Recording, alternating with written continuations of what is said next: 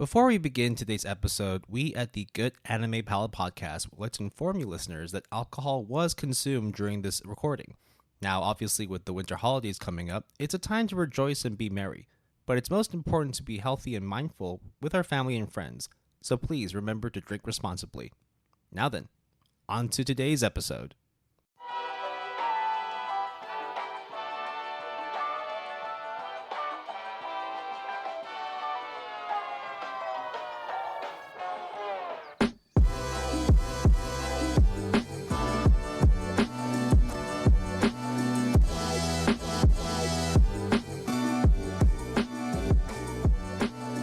What's up, everybody, and welcome back to another episode of the Good Anime Palette Podcast. This is episode number 48, our season 4 finale.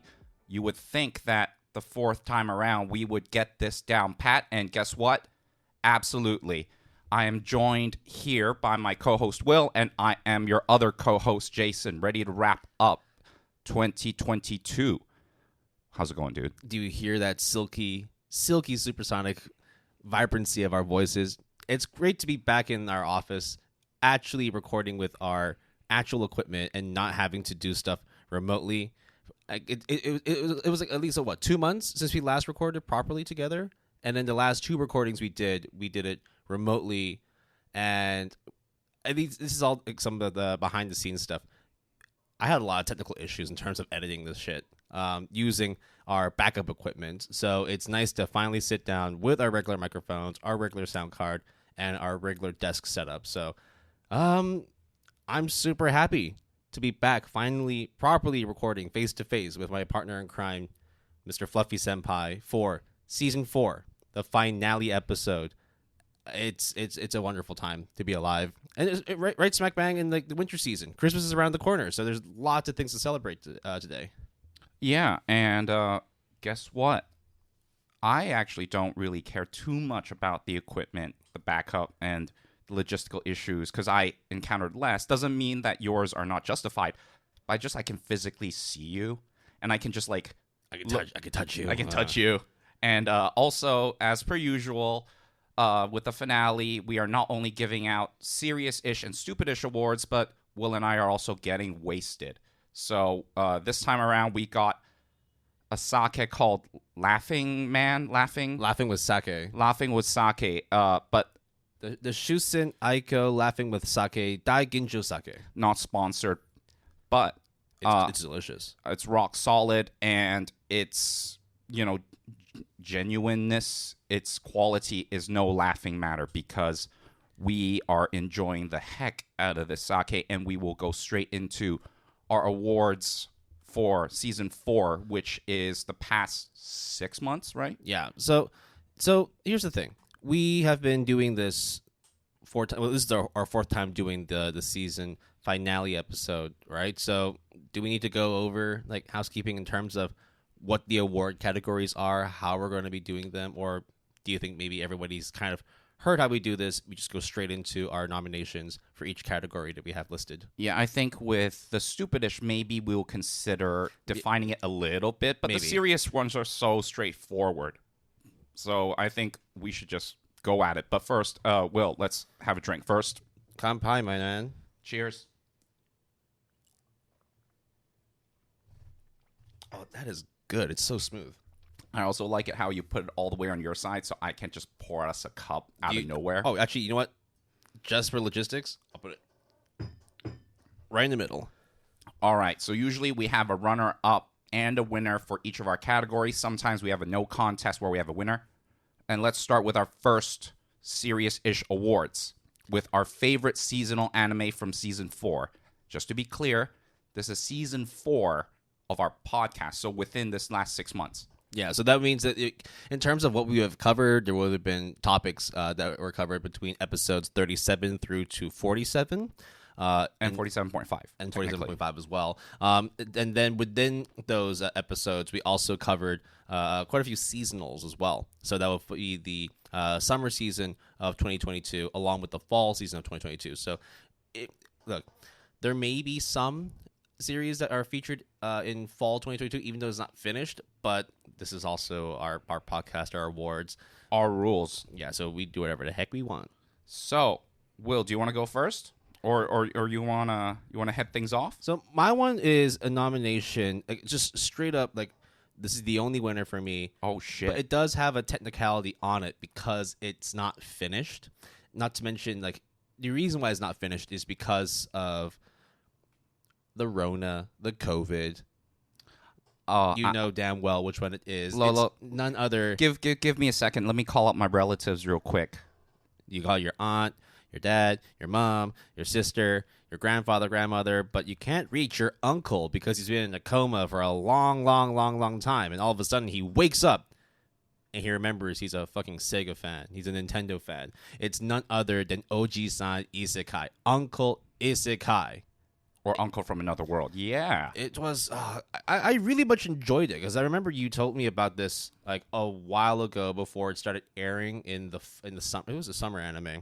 So unfortunately, because of a situation with one of the producers or one of the animators who unfortunately got COVID and they had a bit of a breakout, they needed to stabilize things, make sure that it was a safe work environment before everyone can go back into the studio. Episodes, I think 7 and onwards, had been shuttered, right? Something like that, yeah. And so therefore, like, I think it was only like a couple weeks ago that they started bringing back the episodes. And we talked about this before. Actually, you brought this up as well, that like, whilst of course it is like the right thing to do, it does do a number on its MAL score. And not to say the MAL score is like super important for anime nowadays, because you can see like series with like a 6 or even a 5 get greenlit for a second season. But it was unfortunate that whilst Uncle Isekai was holding strong at like an 8.01, 8.02 on my anime list, it started dipping down. Last I checked, it was a 7.85.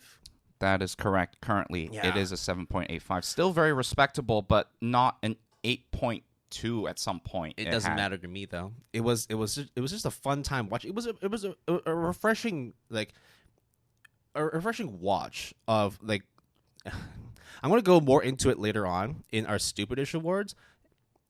It was just nice to see an isekai, or even in this case, a reverse isekai that I very much enjoyed and never really questioned anything, never really critiqued anything. Even if there were any sort of inconsistencies or abnormalities with the series, it was just high-octane comedy, a lot of slapstick, a lot of like one of those like, oh my god, like facepalm cringe moments. But I mean, literally the character's facepalm. It's just a fun time. I very much enjoy the character, the uncle essentially, and how all the characters around him are like, dude, you've been gone for like 20 years, and all of a sudden now it's like the world has moved on. But for him, it's like, okay, right.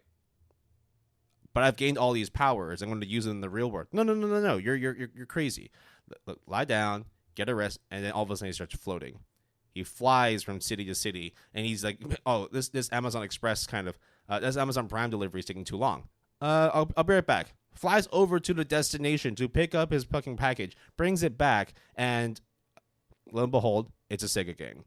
That's all he wanted to use his powers for. It's just, it's so simple, but at the same time, like the amount of enjoyment that I got out of it superseded any other seasonal that I watched. There are some seasonals that I wanted to like highlight later on, or whenever the right spotlight comes up for it. But yeah, no, like it was like a no-brainer. Uncle Isekai was my favorite seasonal for the season 4 recordings of the GAP. So Uncle Isekai did not make my list. It was 3rd place, but second place for my favorite seasonal from season 4 is Call of the Night, that premiered in summer 2022. Now, Call of the Night is a vampire love story that has a lot of problems, for sure. I think the romance relationship is a bit sus if you think about it more. I think some of the pacing in the first couple episodes took a little while, but I mean, like that shouldn't be like a major criticism. Like most episodes like do take a little bit of time to grow before the series becomes a more like consumable property. And I think that reflects on my opinion of the manga as well. Like towards, I guess, later on when things start to actually branch out, do I realize that Call of the Night is actually way more than it appears to be. But one thing I like to highlight about why it is my favorite seasonal anime runner-up is because the direction, the color, the story, the character development, everything is just so well done. And I think that Oh, a lot of the aesthetics, the presentation is like the top-notch. music is It looks very spot It on. looks really, really good. Like you could not see any more shades of purple than in this series, and it holds itself well. And from a aesthetic perspective. Orange and purple are my favorite colors, so you know how to please me. Call of the night. So there you go. You have congratulations. You are the runner up. Unfortunately, you're not the winner, though, because that is given to Bocchi the Rock that premiered in fall 2022. Yeah, so that series this season has been doing like numbers. It's an 8.71 right now, right, Bro? Or is it higher than that? It's higher than that. You ready for this? It's 8.8 third place. 8.86. 8.81. Second to Chainsaw Man with 8.83. So I was correct. 8.81. So there you go. Oh no, I said 8.71. Yeah, that's even higher than Jesus. It is 0.02 from Chainsaw Man. Just think about that for a sec. So just to like make it very, very simple, but this is like airhead monkey brain thinking. Is this just a good K-On? Okay, so I like K-On, but this is more a relatable K-On, I guess. Bro, but it's like when you watch K-On, it's like you want to start a band, but you don't have instruments. And it just so happens that one of your band members happens to have a family member who owns a music store in downtown Tokyo. So, of course, you spend a whole episode just going around playing with guitars. Yeah, and you start with no talent, and then you become talented. But what happens when it's the inverse, where you're super talented, and you want to be a rock star, but you can't really perform, and you have social anxiety, and you have dread, and you can't make friends, and all you do is play guitar. Jesus, okay. So it takes on so a lot relatable. more like serious like social cultural issues, social cultural norms, and mixes it in with like the pursuit of excellence, the pursuit of talent, and just trying to like take on something that is a passion. Will, do you remember an old show that would be in our teenage years called Dharma? Oh. It rings Wears a bell. glasses, very deadpan. Man, it's been a long time. So, I mean, refresh my memory, senpai. Just think of it like a very socially withdrawn, with social anxiety, trying to fit in, all this kind of teenage angst, but very talented at the guitar, trying to make it out and make friends. And it just so happens to kind of be a K-On! Ripoff in that sense. But unlike K-On, unlike K-On, it was done by Cloverworks. Super solid. So the animation quality is also, like, everything works out really well for Bocchi the Rock. Listen, when you mix in claymation, real-life footage, and just glitchy electronic footage, it's kind of weird, bro. And I kind of dig it a lot.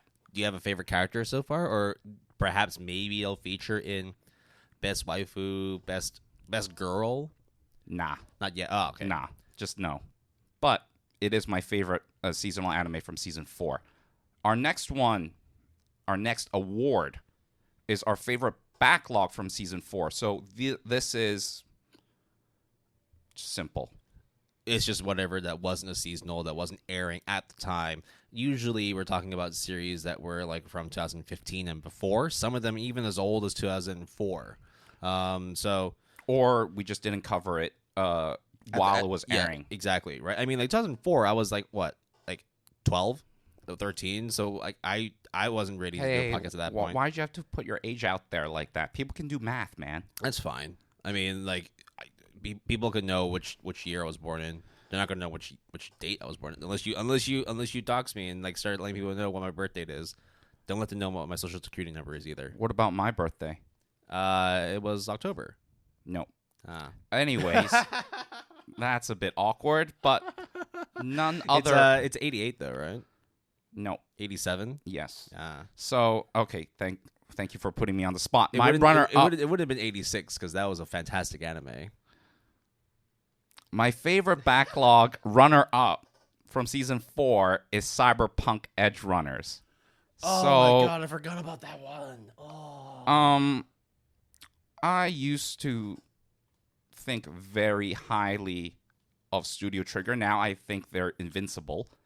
I also did not care too much about spin-offs or adapted properties because they're always just kind of like a cash in your check, that kind of thing. But the cyberpunk genre has been with you like for well over like 20 years. I have to be honest, it's one of my favorite genres after before slice of life even. I would say cyberpunk, Ghost in the Shell and whatnot.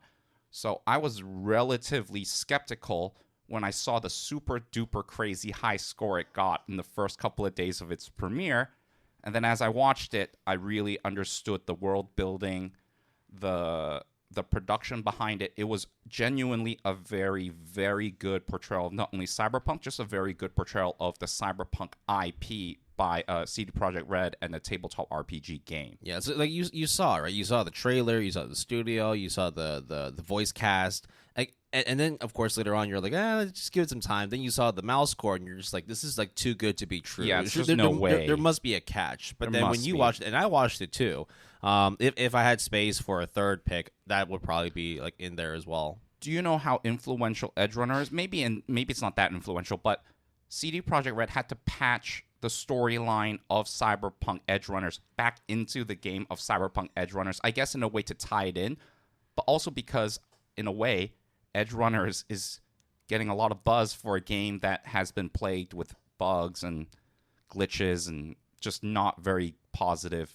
It took a long time for like Cyberpunk to get to the level it is now. Like, and I still haven't played it. 2077. Yeah, 2077, and I still haven't played it because I'm waiting. But I do think it'll be okay. But I mean, like the number one thing for me though is just the fact that they use Franz Ferdinand for their opening. I was like, oh, that was a hype moment for me. Solid opening credits and ending credits. So it is my favorite runner-up backlog from season 4. There's not much else needs to be said about it because you probably watched it or heard about it anyways. Will, what you got? Yeah, so my nomination was a series that I watched during our closet cleanup. This was a very, very heartwarming and comfortable slice of life. Kimi to Boku, or You and Me. Seeing I've watched both seasons. This was a series that was produced by JC's staff. Very, very good when it comes to slice of life and comedy. Very, very terrible when it comes to shonen action. Minus Railgun. Okay, yeah. Wow. That is a series I'll probably have to end up watching at some point when I do a gotta watch them all. Huh? So good. So back onto You and Me. Slice of life, kind of like a high school comedy about a little troop of boys that just try and navigate through life and understand like what it means to enjoy your youth, but also have that sort of like fearful like loathing of what it means to grow up. And I thought all the characters were very well done. I thought the twins in the series were like my favorite two characters throughout the whole series. It's like it's not quite the pinnacle of Iyashike, like the whole like there's nothing going on, but that's why it's so calming and soothing. But it's pretty damn close to being there. There's like hints of romance, there's hints of drama, there's even a little segment on like shonen as well. So it has a little dab of everything that I like in anime. Especially now, like with Slice of Life too, it's like I've gone like a long way from the first recording we did, where literally like we did like a top 10 list of stuff for our After Dark series, and the majority of it was shonen as fuck. So it's nice now to be able to at least come back and say, hey, look, I still like my shonen, but this is a pretty damn good slice of life, and I'm really glad that I watched it. I'm glad I picked that shit out of the hat. So You and Me, you get the second place of my favorite backlog anime of season 4. My winner was also from Cleanup. Wait, really? Ooh. It is my favorite backlog, the winner from season 4 of the Good Night Pal podcast. It wasn't Iyashike, is it? It wasn't. The cold, Inuyashiki, sorry. Scorching hot sun couldn't block the cold and harsh winter that these characters go through. None other than... Actually, wait, it wasn't from Cleanup. Shit. I was going to say. Was it from Cleanup? It was from... It's Vinland Saga, dude. Wit Studio? It's from Wit Studio. Wow. Vinland Saga is my favorite. I am so glad that it finally got a feature from your side, because for the longest time I was waving. Okay, so besides waving the you gotta watch the Ranking of Kings flag, I was also waving the Vinland Saga flag. And when it finally came around to you watching it, it was so good to hear that you had high praises for it. I mean, you knew that I was going to at least check it out because season 2 is coming out in January, right? And I just remembered, yes, it is from Wit Studio, not from Cleanup. So when we did our Wit Studio analysis, my God, it's basically Game of Thrones-esque or Vikings, those live-action TV shows. And it's so brutal, so good. I loved every minute of it. Now, is there a problem? Are there problems? Absolutely. I think the titular character in the first season is a bit iffy, but I think that's also by design. So that's not like a very fair statement. I think that, but it's an accurate one, in my opinion. That's a pretty good representation of like Thorfinn himself, right? He is a problematic character who carries a lot of flaws and cracks, and so therefore it's very much portrayed on screen, and it's very easy to pick up. Like there's going to be a lot of issues with this character, but you want to see that journey of him at least like finding resolution, finding peace. I don't think he's going to find that anytime soon, given how the trajectory of the series goes. I do want to pose 2 questions though about Vinland Saga. What's up? 1, how did you find the whole sort of like mixing of languages from like English to Norwegian or Danish to like German and like it, but it's all spoken in Japanese, and it's like all of a sudden like you're speaking Japanese, but then like it'll pan to the other character and say, I have no idea what he's saying. I don't speak Flemish. Okay, I think that's fine because they acknowledge the language. So then, yeah, I mean, the only second best thing, in my opinion, is do the actual language and potentially do it poorly because you might use the real, actual Japanese voice actors that cannot really pronounce things very well, and then have like Japanese subtitles and then have our English subtitles on top of that. But the fact that they acknowledge that, historically speaking, and from an anime perspective, is good enough for me, and it's as good as it can get. Now, the second question I have is Vinland Saga, as we've reported before, is going the same way as the transition from Season 3 of Attack on Titan through to the final season, in which the studio is being handed over to MAPPA. So, do you feel that there's going to be any issues with that transition? Because we've seen there were a lot of To Your Eternity, Season 2 says hi.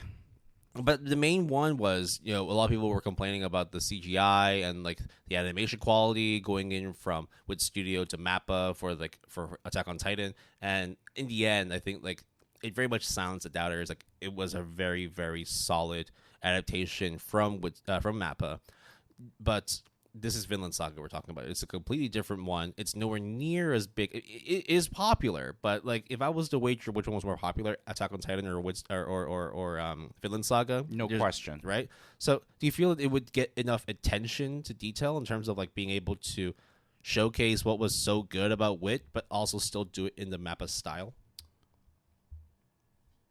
Or maybe you have a different take on it. Like, gun to my head, I would say MAPPA will do a good job just because they usually pump out very high quality stuff. Whether or not their staff is of healthy quality afterwards is an entirely different issue. But I can't wait to have to report on that. We're going to be seeing reports of MAPPA burnout again at some point. Again, it's like it's the cycle. But they have always done a very relatively solid job. Even if you incorporate 3D, I don't think any of that is... Let's just say if you have to hand it off to a studio to entrust it with, MAPPA is like your ideal / I didn't even consider it because I didn't even think about it was possible, but here we are. So I think they're in safe hands until I see anything that refutes that. Yeah, we're going to have to wait and then just consume it. I mean, it's coming out next season, so... Let's just hope that MAPPA holds true to the word and actually produces something that is of good substantial quality, just like how they did the transition from Wit Studio for Attack on Titan. So, guys, we then go into our... Not yet. I only had my runner-up. You and Me was my runner-up. Oh, fuck. Yep. So this one is... I'm going to drink on that one. That's a punishment. In my opinion, there was no debate in terms of what my favorite series was in terms of consumed backlog anime for season 4. It was none other than NHK ni Yokoso, or Welcome to the NHK. Now, when we were talking about this series, we were talking about it in rather sensitive, not as easy to sort of like navigate waters, because we were covering this within our mental conditions and mental health episode, which was episode 44? 42. I can never get that right.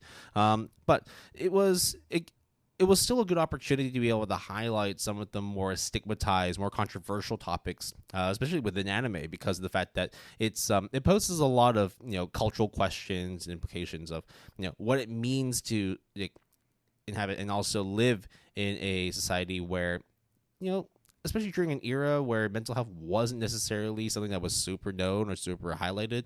To actually have a series that came out in the mid 2000s of all times, actually go in depth in terms of what it means to live with a varying level of debilitating mental conditions.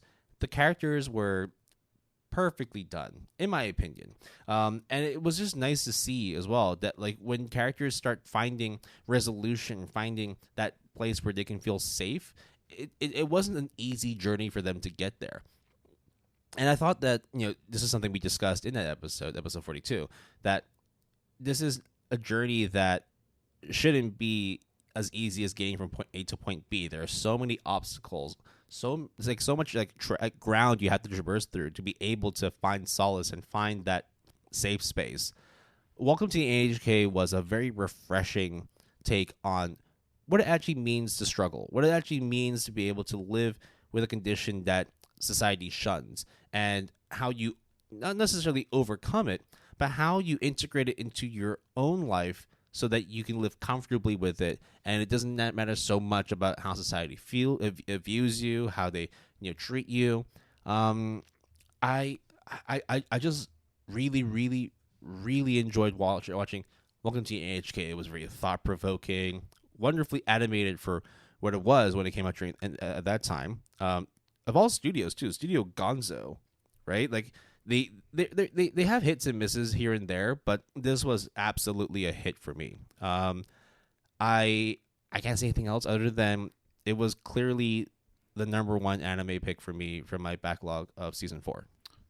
You can also say that please don't read the manga or the novel that is based on, unless if you really want to feel dread, because apparently, according to Will, the anime is already considered lighthearted. It's the watered down, like quite censored version of it. It's pretty rough in the manga, but it's extremely terrible in the light novel. By terrible, we don't mean of bad quality. We just mean it might trigger people, right? I mean, in the end, right, we're still talking about a very sensitive topic, and the novel and the manga go places where people might not be able to stomach it, or people might have stronger reactions to it and not necessarily positive reactions to it. But again, it just comes down to the added holder, or even if like you live with such conditions, like you might be more attuned to be able to give a more comprehensive perspective on what's being portrayed within the words on the manga or the novel. But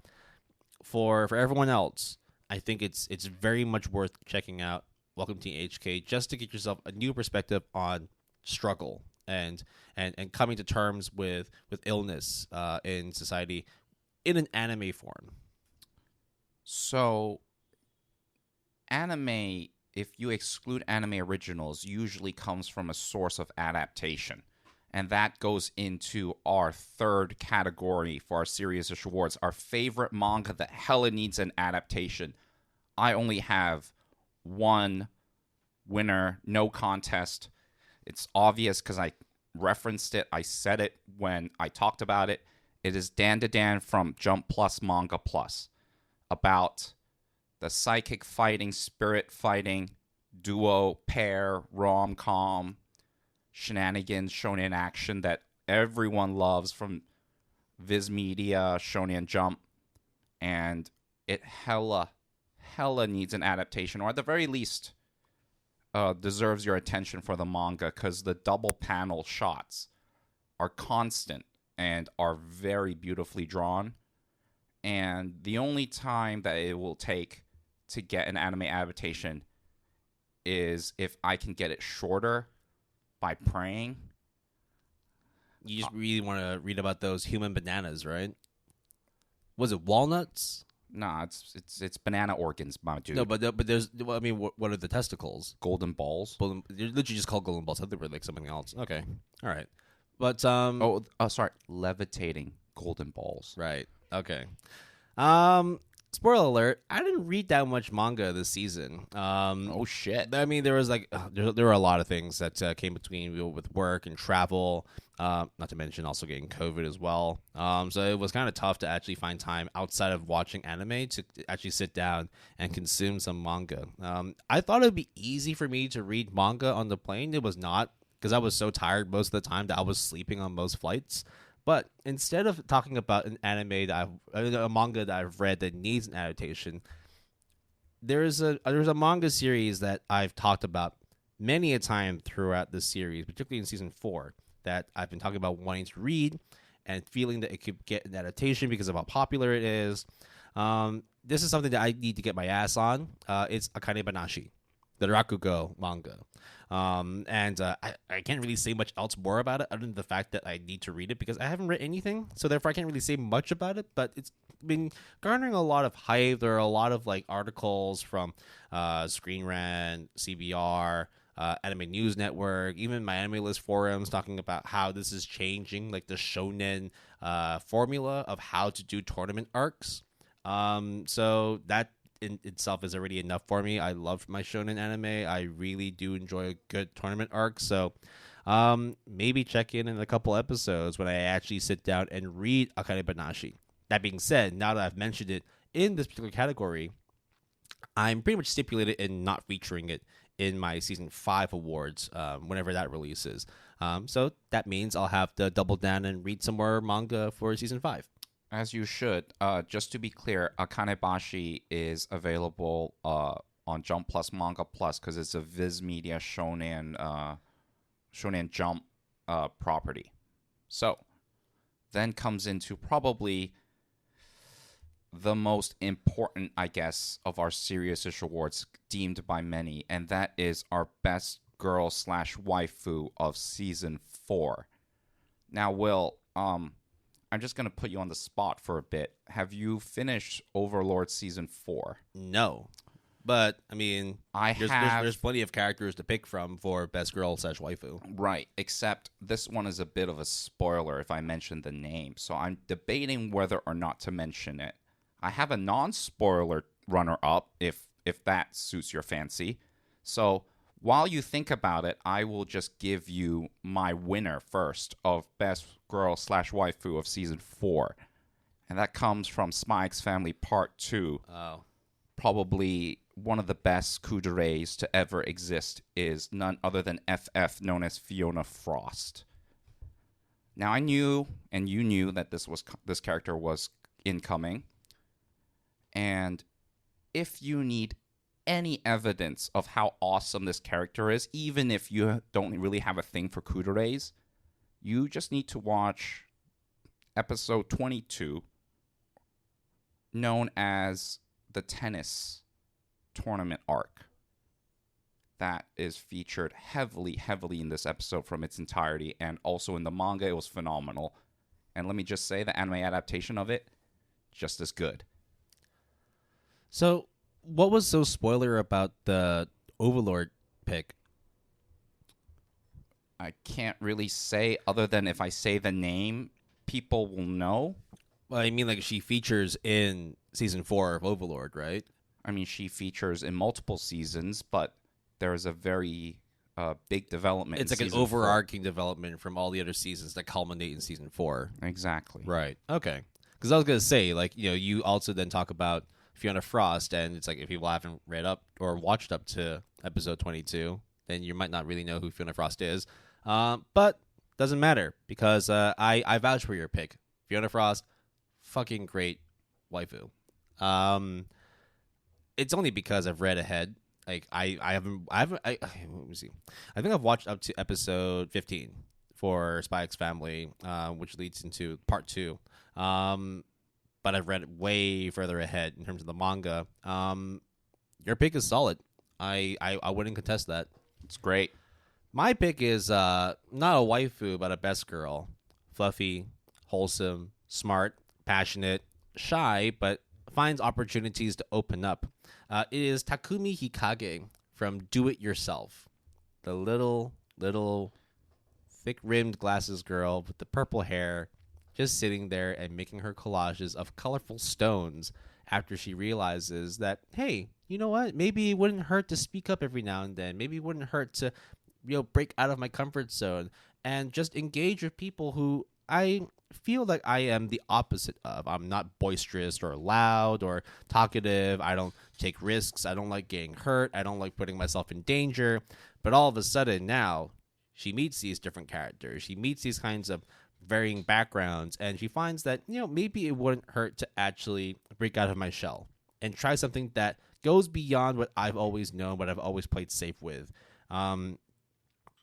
This anime is going to feature every now and then throughout the rest of this episode, but just for this specific spotlight, you can't.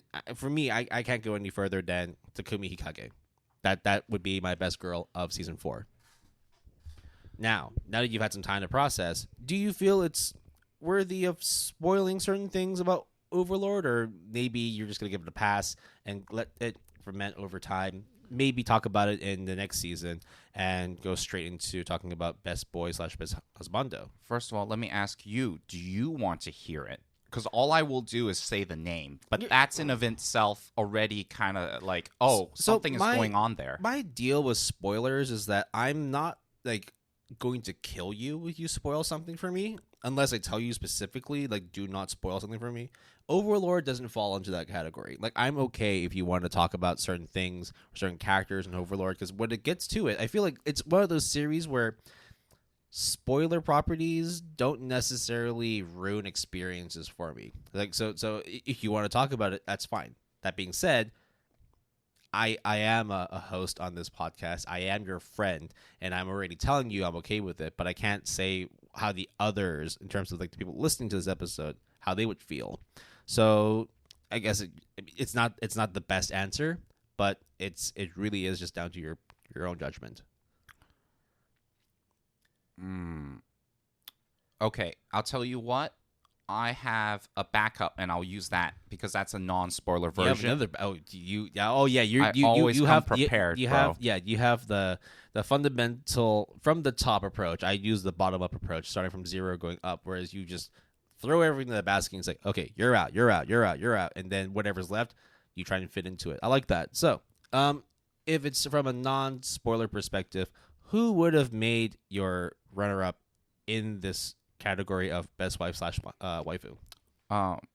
First of all, my actual runner-up I will spoil in the future, so placeholder here. Would it be a spoiler in the future? Trust me, it is a big, massive spoiler. Okay. Even mentioning the name is a big, massive spoiler, even though this character has appeared multiple times. But my runner-up non-spoiler version, so you don't have to do earmuffs, all you dear listeners, is none other than the best girl, Yaika Sakuragi from the Yakuza's Guide to Babysitting. The most precious little daughter to ever fucking exist on the human planet, only to have a babysitter and handler that is probably the most rough and tumbled, fierce, bulldog person, only to mellow the fuck out, only because you're the most adorable thing on the human planet. And everyone loves you. And all the Yakuzas that's part of your dad's family also love you because you're just fucking adorable. Decent pick. It was a chill anime. I wouldn't say it was amazing, but I mean, you can't really be amazing if you're that down tempo and chill. I'm gonna spoil something just a little bit. Wow. They get a cat at one point. Okay. And they didn't want to take the cat in, but she did the puppy eyes, and my God, always works. I was gonna go on the streets and being like, fucking just take in the cat, dude. We're all stray cats here in the Yakuza clan. So she is my best girl of season 4. Best girl or runner up best girl? Sorry, runner up for best girl. My winner is none other than FF though. Yeah, Fiona Frost, Kion Kudere Supreme, the Ice Queen. So going on to the next category, of course, if we are talking about best waifus and best girls, it would be remiss of us to not go into the best husbandos and best boys of season 4 as well. So, Jason, Fluffy Senpai, who you got for? Do you have a runner-up and top pick, or do you? Yes, have I one? do. Okay, I've just got one pick because I feel that anything else would just be blasphemous. My runner-up, unfortunately, is shared, but I think you will agree with these two runner-ups. Okay, there's always a stipulation. All right, what is it? Hit me with it. It is none other than GAP Season 4's K9 MVPs of Iggy from JoJo Part 3 and Bond from Spy X Family Part 2. How could you? Okay, I think I'm gonna have to step in and throw in my hat in the ring as well, because you can't have another best boy. I mean, I understand you have Iggy, that makes sense, but you can't have another best boy outside of. He's a good boy. Literally, he is the best dog. He is a Great Pyrenees that is fluffy as fuck and has mind reading as future telling capabilities. He is the best boy. There is absolutely no competition whatsoever. I am shocked that you have anything else that is above Bond. So I'm guessing that's your winner. Yeah, I mean, why else would I be so emotional about this? I am shocked that you had anything else that would have been picked above Bond. This must be a good ass pick. You better have some ammunition here. Well, because you didn't fucking watch the anime. It is from Blue Lock. Will just fucking lost his shit. Just look at his face. Meguru. Funny enough, Blue Lock is going to feature in this episode, so we will have a lengthy discussion about that. But go on. Why is this guy Meguro Bachira, who is kind of like the monkey-esque high technique dribbling, yellowed hair, speckled dude. Just a fun, cute guy that just so happens to also be a psycho. No, he's the Naruto of Blue Lock. He's like if Naruto and Sasuke combined. Wait, so he is like an edgy goof? Yes, absolutely. He's just like, oh, I'm the fun, playful motherfucker. Oh, shit. There is this guy that is clearly super powerful, and everyone else cowers away. But, dude, that means that if I beat this motherfucker, I'm better than him. Oh, fuck yes. This is how death feels like, doesn't it? Oh, fuck yes. Oh, great. That means, I'm pushing myself to the absolute limit. Never would I have thought that the fluffiest man between the two of us is going to pick one of the edgiest characters per their best boy. He's just all fun and What's games. going on? What is this? What multiverse bullshit is going on? Who are you? Who are you, Jason? Just like how Will is very disappointed in how I have become this person that I am today, recording in front of you. You are becoming the very thing you sought not to be. We are about to go into our next award category, which is the most disappointing anime/manga of season 4. See, this was not an easy one, not because of the fact that it was hard to choose, but it was just some of the picks I have here. Well, one of the picks I have here, it really shouldn't be here, but I have to put it there. I'll just start. I'll start first, right? So my runner up for most disappointing of this anime season for the GAP is Lucifer the Biscuit Hammer. Yo, okay. Hold on a second. I have a sneaking suspicion that your winner and my runner-up is flip-flopped. Because you have Yuri Deco for your backup. No, I don't. Then okay, there you shit. go. Fuck. Okay. I'll just say both mine right now then. Yeah, so, go ahead, please. Lucifer the Biscuit Hammer, because you weren't necessarily hyping it up, but you were talking about we how had a mutual friend that was fucking going ape shit. It was like, dude, I read this manga when I was a kid. It's fucking phenomenal. And the score is actually backs it up, right? But then when we watched it, you watched it first, and you're like, okay, well, whatever you're doing, if you're at work, fine, finish your work. But once you get off work, get home, open up the computer, log into your computer, start watching this shit, and tell me what the fuck you see. And all of a sudden, there's this tiny little alligator, and there's this kid that's shouting from a balcony, and then they go to school, and all of a sudden, I think the production studio that did this just forgot how to animate. They just did not know what the fuck they were doing. Oh, hold on, yeah, I think we need a shot when we have most disappointing. It was god awful. Like all of a sudden, the frame rate dropped to 2. It went straight from like 1080p all the way to 144. It was pixelated as heck. There was no fluid animation whatsoever. It looked like basically. You remember like when we were kids and we had to like dial in to log onto the computer, like log onto the internet. You had to tell your mom and your dad, "Hey, stop talking on the phone," and you go on, and you go online, and you have that. That's literally what it looks like. That is like the visual representation of the dial-up internet that we had in the 90s. It was god awful. I have no idea how anybody would have greenlit this, and rightfully so. The score is trash. It's not mid. It is garbage, and I can't live with this. I have to like tell anybody, if you have any inkling of checking out Lucifer the Biscuit Hammer, please just read the manga. I haven't read the manga, and I can really tell you it's gonna be way better than what you will watch on the anime. Now, Yuri Deco? that was like the most disappointing in terms of like an anger level. But there's nothing more like hurtful to hear than I'm not angry with you. I'm just disappointed. Yo, you're gonna throw the Asian parent shit? I am being the Asian dad, the high expectation, overbearing dad towards Yuri Deco, because much like how you talk and shill over Studio Trigger, and rightfully so, Studio Trigger does do some really awesome shit. I always felt that Science Saru was that studio for me, where I could go and watch Isaac, and I can go and watch fucking Devilman Crybaby. But then, of course, you then remind yourself that, hey, this is also the studio that did Japan Sings 2020 as well. It's like, this is... There's going to be some misses, right? It's not going to be hits all the time. I thought that Japan Sings was going to be like the worst I'd seen from Science Saru. Unfortunately, I had to be reminded that, once you hit rock bottom, you can actually go further than that. And that was Yuri Deco for me, because watching the first couple minutes, I thought, oh, this is vibrant, it's colorful, it's like very, very enigmatic. You don't really know what's going on. It's weird as heck, and the characters all have like cheeky little references to like pioneers within literature and all that, like Huckleberry Finn and all that. And I thought, okay, this is it. This is going to be something that I can vibe with. After those 5 minutes, though, I just felt, you know what? Like, I actually am completely wrong. This is utter garbage.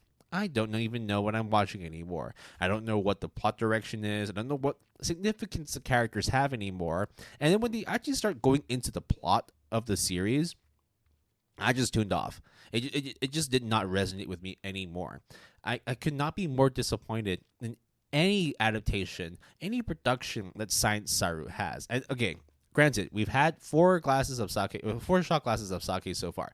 I am not speaking on this based on drunken rage. I am actually bringing back a lot of hate, a lot of hurt, and a lot of disappointment that I've been festering over the course of season 4.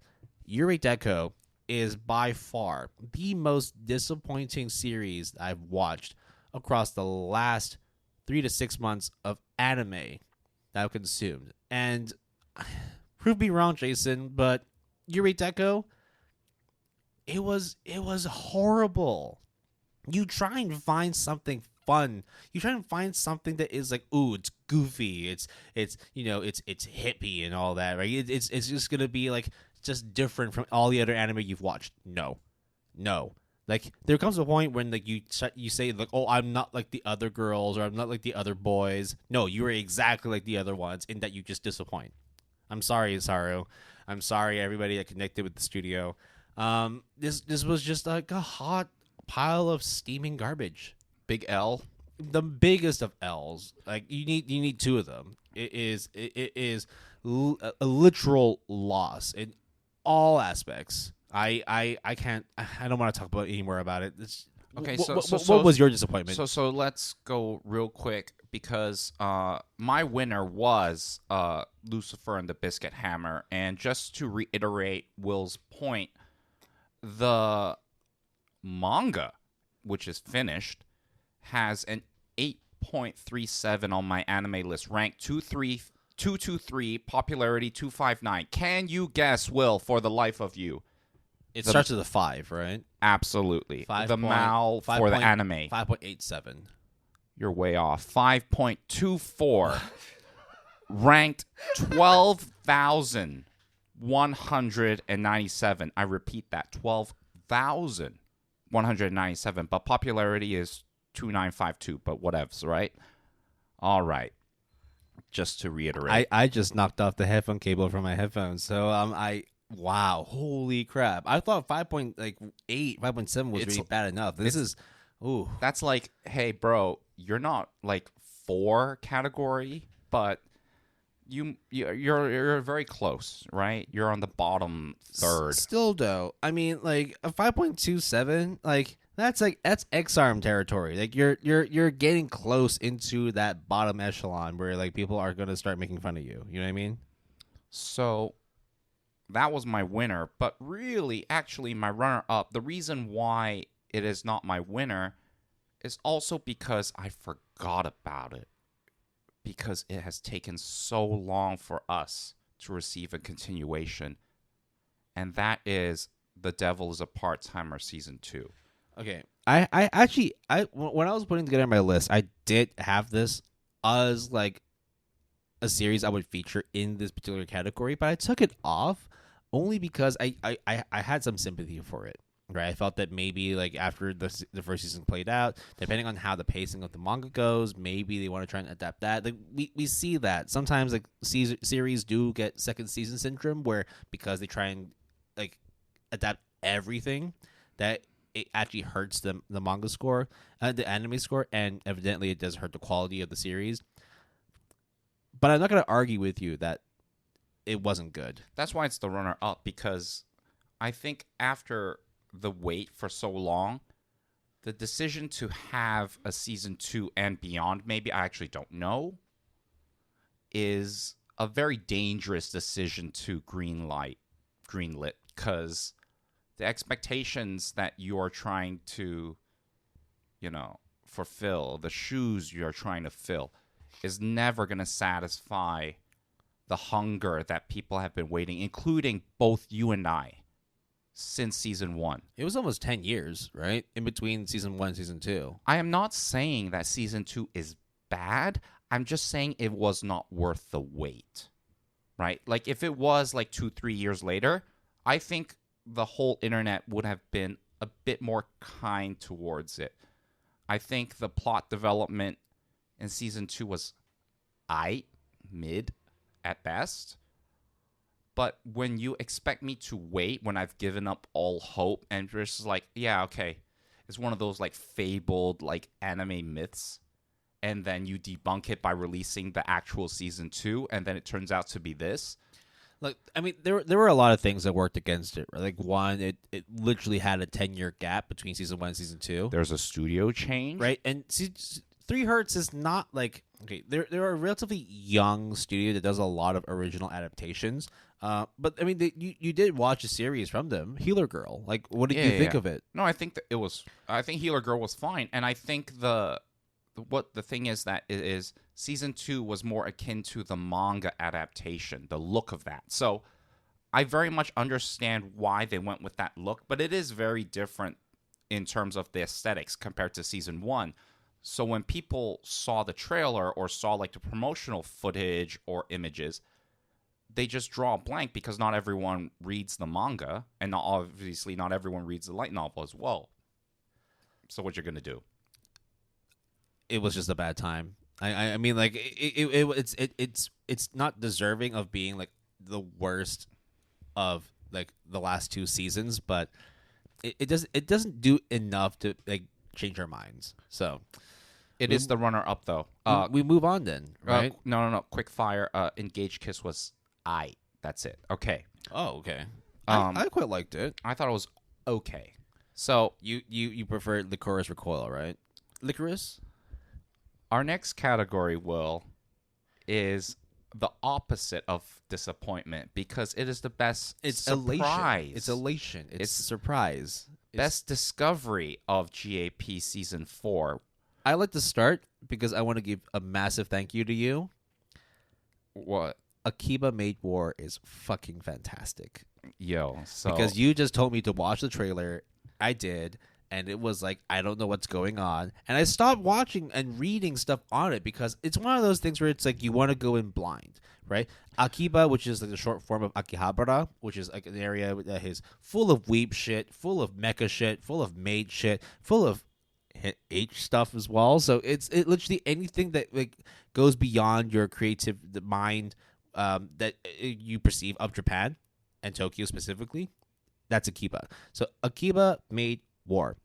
I started watching the first episode of it, and how's the first couple of minutes? Let me just hear what you gotta say. It wasn't even the first couple of minutes. It was the first 30 seconds. Oh yeah, I remember those 30 Going seconds. into it, I was just like, "This is Wait, hold on. I'm sorry. I need to look at your face. This is some Reservoir Dog shit." Oh fuck! Don't say that with spoilers, dude. This is some like I it's not so much a spoiler, but everything you love about Quentin Tarantino movies, dude, you can't do this, dude. That's the whole series. Spoilers. That's the whole series. Spoilers. Like, Spoilers. I'm sorry, I'm going off the rails right now. Like Akiba Made War was fucking great. I don't know if it's your thing. Watch it, please. Watch it. Just watch it. Trust me, within 5 minutes, you will know whether or not you want to watch more. Because really, it's one of those shows. It's not one of those like give it 3 episodes. The 3-episode rule doesn't matter here. It's like 3 minutes. Honestly, like no joke, like no word of a lie. You will know if you like it or not. It was so fucking funny. It was so fucking funny watching Akiba Made War. There were points where I was just sitting there, just like jaw dropped, like mouth open, breathing through my mouth, just like, hey, Will, that's very unbecoming of a maid, dude. No, a maid is supposed to be cute and nice and fluffy. They cast the spell, and the spell was a gun to my head, telling me to watch this shit. Literally, it was just like Jason coming in, like either whispering to me and saying, "Hey, you should watch Akiba Made War," and then there's another Jason behind me with a gun to the back of my head saying, "You better fucking watch Akiba Made War." I've been saying that, and thank God you pulled the trigger on that. Trigger. No, this was great. I could not vouch anymore for Akiba Made War. So that's your winner, no contest? No contest, because it's like all the other stuff, it's like it's kind of just derogatory of all the other genres you've seen. Like there's always like a new isekai. There's always like new like 5 or 10 isekais. There is this fucking like rom-com. There is, of course, like for example, like looking forward to the next season, you have fucking Nagatoro. Which I'm very angry about, by the way. Do you like BDSM, guys? Do you like simping? It's not BDSM. It is just straight bullying. And look, there are people here that would probably be like, "Oh, it's just like for comedic purposes and all that." You just need to be able to understand like lowbrow comedy. No, it's just like there's a point where you just see like the degradation of like treating humans, and just like if you feel you're okay with that, then bruh, like I don't want to sit at the same table as you. Okay, winter 2023 premiere rant aside, I am not Akiba Made I'm Wars. not looking forward to winter 2023. Akiba Made Wars is also my winner of Best Surprise / Discovery. You actually made the discovery. For me, it was a surprise. It was coincidental that I found that trailer, and then you watched the other trailer, and I was like, no. There's more to this, guys.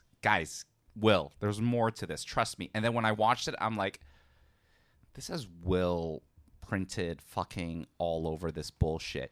And then I kept pushing you about it to the point where I think you were a bit annoyed. I was like, this and do it yourself. It wasn't so much annoyed. It was more just like, bruh, I know I'm going to watch this shit. Just chill. Let me figure this out. No, but I'm like, dude. But even then, going in, I was just like, okay, look, this is hyped by Jason. I've seen enough of the trailers. I don't want to learn anything else about it. I'm just gonna go in and figure this shit out myself.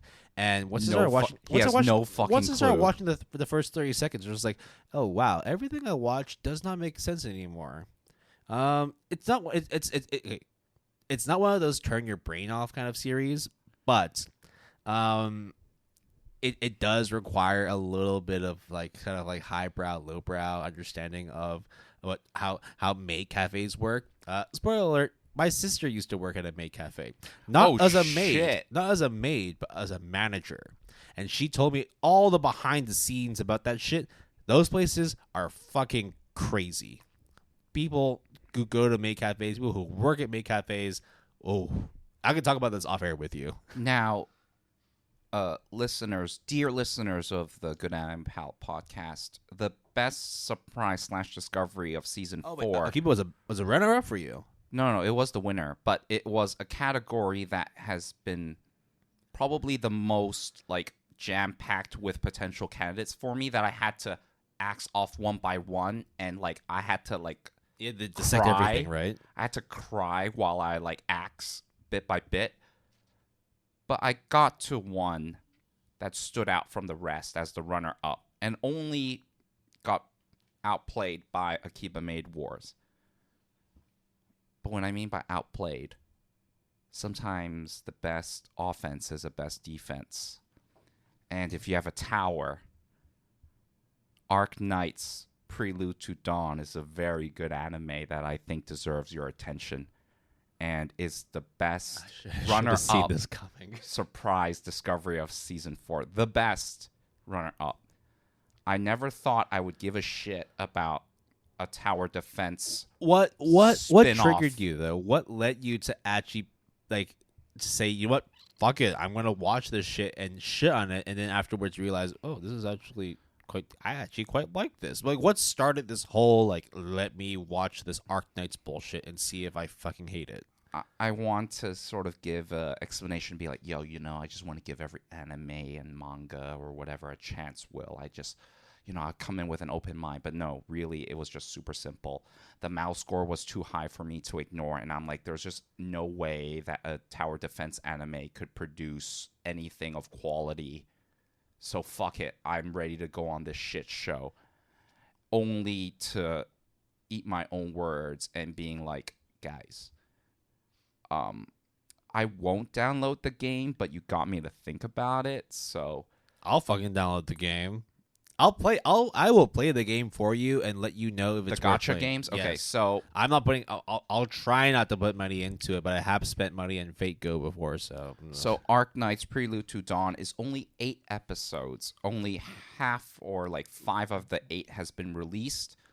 It is an extremely simple premise. It is also based on the tower defense gacha game. It does look fucking phenomenal. Sounds fucking phenomenal. And has no right to be of any note whatsoever. But that's still not enough for you to download the game and play it on your phone.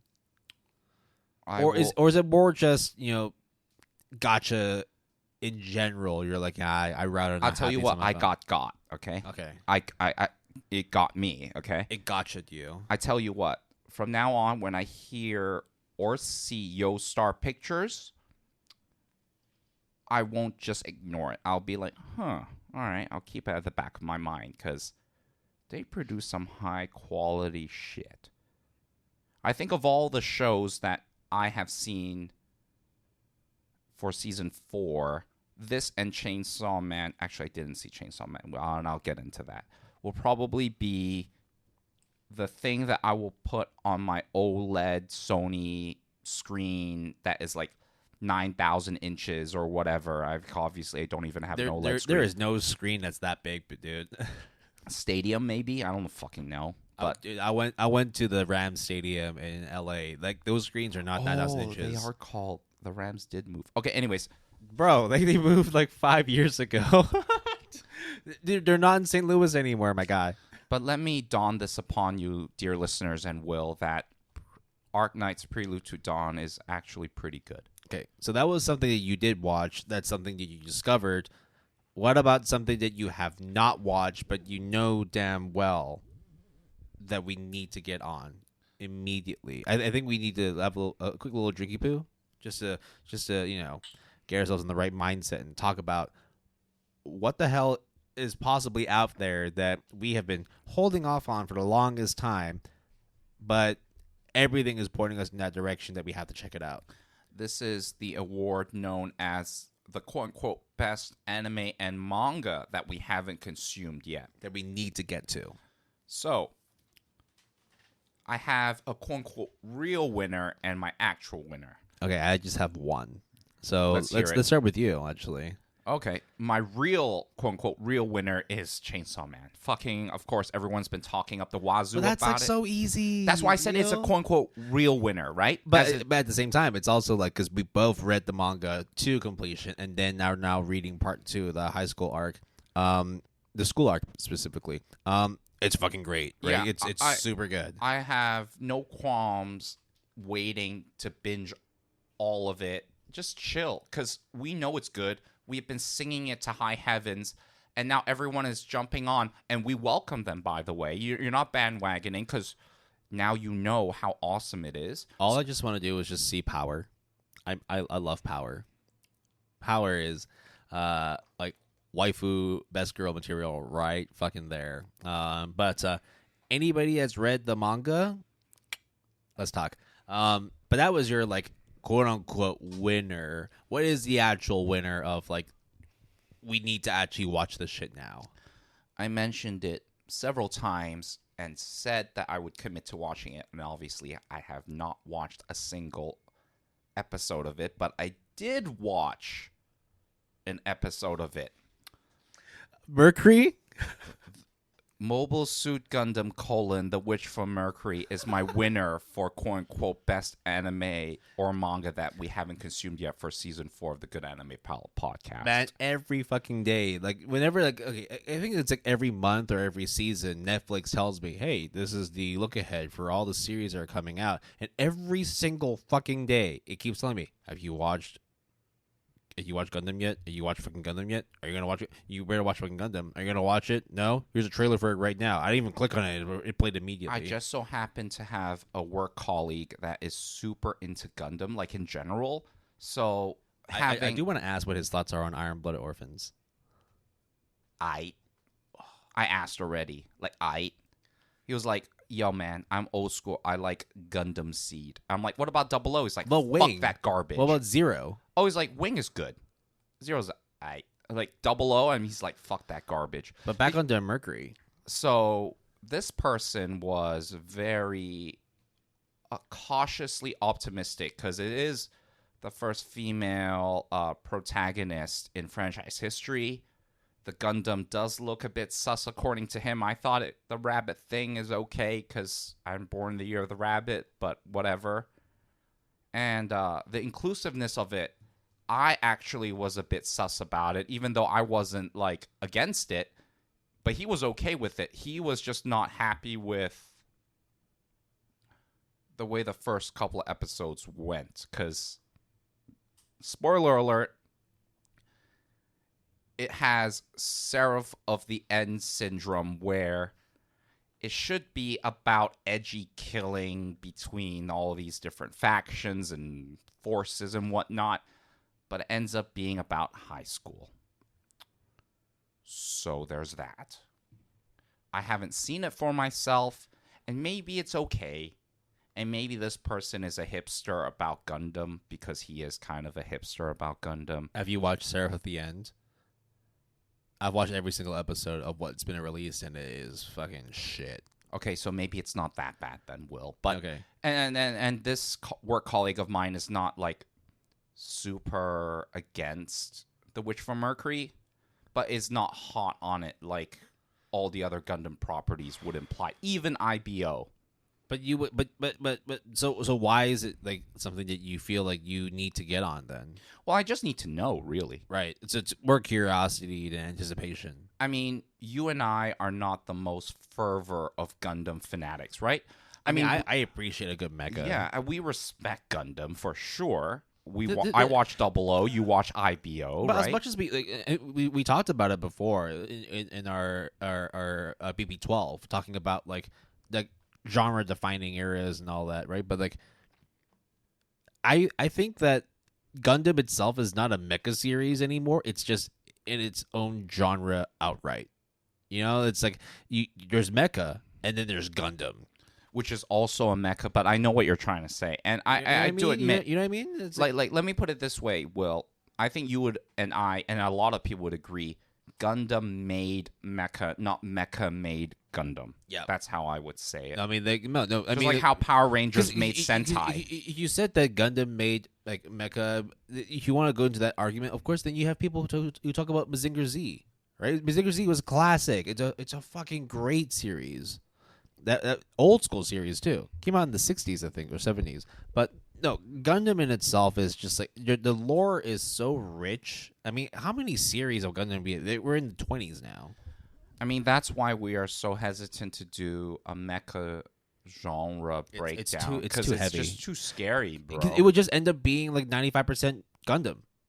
Well, also that, but also it will be 95% of people emailing us and telling us how wrong we are. Iron how Blooded Orphans was actually the worst of the series. I do not feel that we should ever change it from a male main character to a female character. Or that we Wing got is the better lore, than Zero. The lore incorrect. We're also kind of drunk, but that doesn't like undermine the truth of the matter, really. But Will, what is your best anime and manga that you haven't consumed yet, Will? I mean, it is recently throned as the best anime of all time. Shut the fuck up. We need to watch Bleach, the 1,000-Year Blood War, as soon as possible because, look, I started this Bleach journey in 2005 or however long ago it was when it first released. And I very much loved everything all the way up to the Aizen arc. And then afterwards, when you have like the Hollow arc, the Arrancar arc, the Quincy arc. I know this is not a very good time to say it because we are very late in this, but please drink responsibly, kids. Oh, well, listeners. I'll add that in the beginning of this episode. Yeah, we should really add that in. But you hear me though, because I really hear you, dude. Because for the longest time, Bleach was one of the most memeable series outside of JoJo, outside of fucking Higarashi, outside of anything that was ecchi and shit. Like we were talking about, like the high school series, like High School of the Dead, High School DxD. I mean, not even just us, right? How much of the internet has shat on the Bleach power cycle? Just Bleach in general, where it's like talking about like stereotypical characters, talking like you said, like the power leveling and the whole series, last minute save type bullshit. We had a whole episode about that before, so it's like everything is pointing in a direction where people should just really just not care about Bleach. But we also forget that this is anime we're talking about. This is the anime fandom, and everybody wants Ichigo to succeed. Oh, and this is right after Devil's a Part-Timer too. So it's not like we have been burned already by a case of, hey, it's been fucking forever since the last iteration. So it's kind of sus, guys, right? But, was it 9.14? 9.10, the second highest ranked anime of all time, currently on my anime list. Popularity 677 with a score of 9.10. And we've talked about this before, how these scores on my anime list are very much easily manipulated by diehard fans. It's very easy. I mean, for example, like Fruits Basket was jumping up the series, jumping up the ladder, and all of a sudden it kind of calmed down. Fullmetal Alchemist Brotherhood was still at the top, and then you had Spike's Family come in, and then all of a sudden you had Kaguya-sama Season 3 come in, Love is War coming in, and it's just like none of this even matters anymore. Look, I will just say it just like how Will would agree, but when Will and I at least look at my anime list, we look at it as kind of a general barometer of how the internet or others feel about it. Not we have to take it's not as word and gospel. It's general, not definitive, right? Exactly. Usually, for example, when they are ranked of a certain score, we pay attention to it. Does that mean that lower scores do not deserve our attention? There are always exceptions to those rules. And usually, for at least Will and I, our scores are personal, like integer scores, because they only go by integers and not 0.5s, for example, which we also talked about. It is higher than the usual average score, but still, nonetheless, it 300,000 people are on the member list of Bleach 1,000-Year War, and it's a 9.10. That's not a small number to scoff at, right? Like this is a serious fandom that is backing the latest iteration of Bleach. And look, we can sit here and just shit on Bleach all we want, but as podcasters, as reviewers, it's or just kind anime of, consumers, or right? fans, You're right? fans, right? Hobbyists, right? Don't forget, listeners, Will and I grew up on Bleach and Naruto and One Piece. Okay, Will is still on that One Piece train and rightfully Bleach is fucking great, by the way. But I will admit, pacing is always an issue with Bleach. One Piece. Naruto, we talk about it, but as much as it's got a lot of flack, it does have some of the hottest moments of any shonen series. Bleach is no different from that. And so we can sit here and say, oh, Bleach is overplayed. People should really not care about it anymore. Ichigo is a very one-dimensional character because all he does is just wait for the last 3 episodes of a series to all of a sudden find a power that saves him and all that. But that still doesn't explain why the fuck there is still so much hype and so much clamor about how good 1,000-Year Blood War. Look, if we watch it, we could easily be like, no, this is absolutely garbage. I have no idea what the fuck you guys are talking about. But on the other end of the spectrum, we could also just be like, you know what, this is the final arc that Bleach does deserve, and we are very wrong to dismiss it straight away. We don't know. This is why it's the number one for me to be like, we should try to get on it. But I do know that from where you left off in Bleach and from where I left off, there are so many arcs in between that it is an insurmountable challenge. Dude, I have no idea how big your plan to watch list is now. I don't even want to ask. Please don't. There you go. That is the problem that we have with it. We may never know if 1,000-Year Blood War is good, but we could just say, fuck the noise. Who cares what happens between the Aizen arc and up till now? Just watch 1,000-Year Blood War. If we don't know what's happening, that's fine. That's what we got ourselves into. And then see if this is actually a very good arc of Bleach. But what you do need to know is our next award category, favorite/important/impactful news story from season 4, which just so happens to also be what we just discussed. My runner-up is Bleach 1,000-Year Blood War complete adaptation and overall reception, fall 2022 anime season. So first of all, the anime reception, as Will mentioned, is already crazy. Number 2 on Mal of all time. That's already fucking just straight up gangbusters. You know? That's just how can you do that?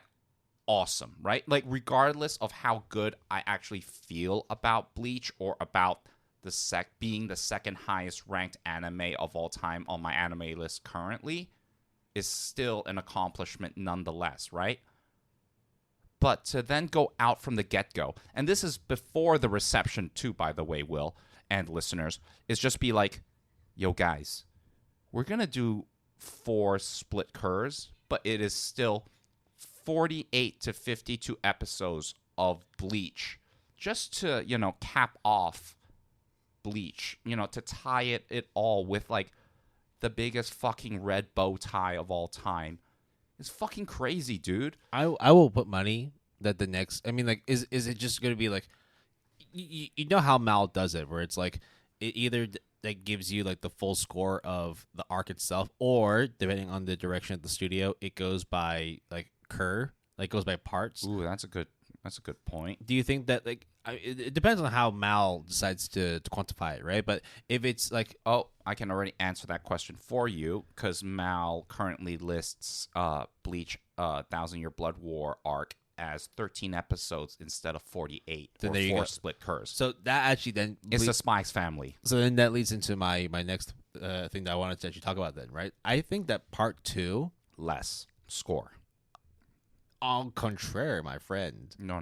I actually think that the fandom is so strong that it's the Gintama effect. No. It's the Gintama effect, dude. My personal opinion is that it will go down significantly in the second split arc, then in the third split arc go up a little bit, then the final split arc will be the fucking #1 greatest of all time, like Kaguya-sama, like Full Metal Alchemist Brotherhood. Fuck off. You're talking about Kaguya and Full Metal Alchemist, and I get that, but those things only have like at most 3 entries. But I totally get that. There are fans of Gintama that to this day still make sure that at least 5 entries of the whole series is in the top 25. So I feel that there is enough of a fandom, right, for the Bleach fandom that would actually try and propel every other part to be in the top 10.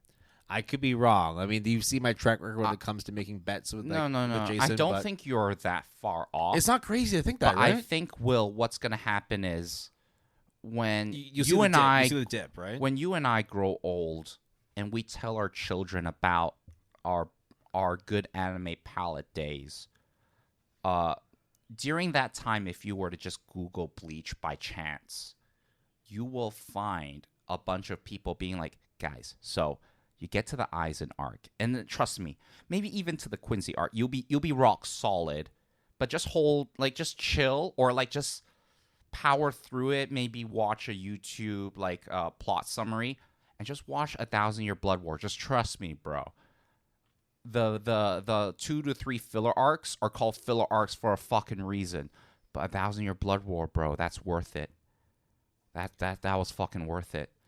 I did not imagine that this pick for the we absolutely gotta watch this shit was actually going to take this long as well. Look, by the way, I'm not apologizing for how long this episode is going to be. I mean, it's a fucking finale, dude. Y'all know full well that we're going to get a little bit schwasty and start talking about some stupid shit. I'm glad you're enjoying this journey. And we haven't even gotten to the Stupidish Awards. But, Will, what you got for me for your runner-up? Or do you have a no-contest winner? I got 2. So, just to remind everybody before we started going off on this whole Bleach spiel, Our top moments, our favorite moments in terms of news stories for season 4. That was my runner-up, Will.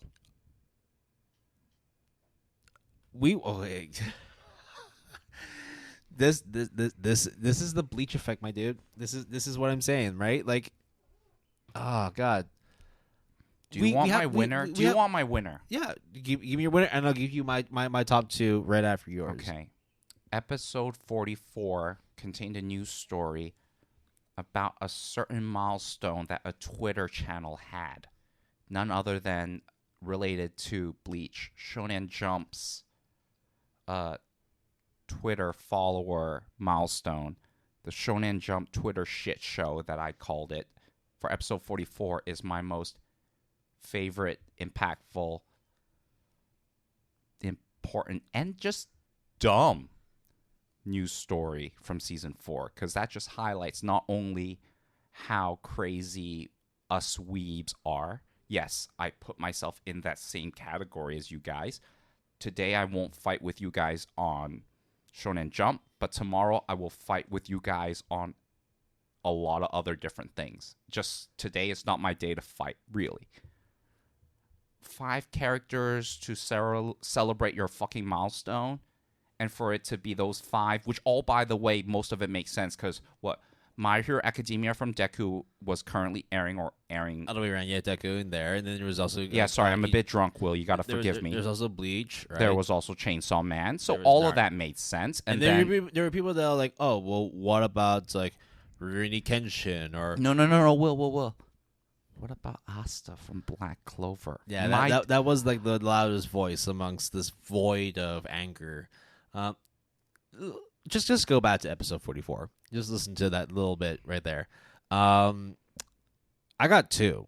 Right? Yeah, let's hear it. So man. I've got 1 award, and this is not like a runner-up and a winner. This is an award for the people and an award for myself. Yo, fucking let's go, dude. So award for the people was like personal choice and critics' choice and people's choice. Exactly. It's the Rotten Tomatoes, right? So let's go. What we got was for the people's choice. Crunchyroll reducing monthly prices in nearly 100 countries and territories because we didn't even know about this until you got the billing for it because you manage the accounts for like all our billings, and you just told us, dude, like, did you just see this? We got charged less for Crunchyroll. Like almost half. What the fuck is going on? Like, isn't that fucking crazy? Like, all of a sudden now it's like watching anime is a lot fucking cheaper. I was super happy with that. A stipulation for a lot of territories, but not all territories. But yes, nearly nearly 100 countries and territories. So True. If you're not in those territories, sorry, but if you are, rejoice. Fucking great. You're saving half your money a year in terms of like subscription basis for watching anime.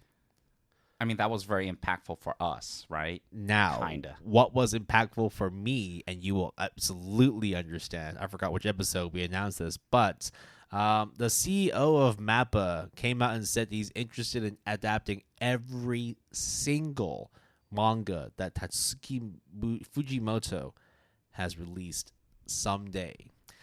Now, I thinking, still think that's bullshit. You're thinking now, it's like, well, I mean, Chainsaw Man's coming out right now, right? Like, Look Back and Goodbye Area, like, those should be very easy. Well, yeah, those are the two. I don't think they will do Fire Punch. It's impossible. That's what I am holding on to. Yeah, you can try your best, and I will support you in your endeavor. It's going to be direct to video. It's going to be behind a paywall or like an age wall for Crunchyroll or Funimation or whatever. Dude. There's just no way. It will happen. I don't think it will. If the first episode of Goblin Slayer could come out, then every single episode of Fire Punch can come out.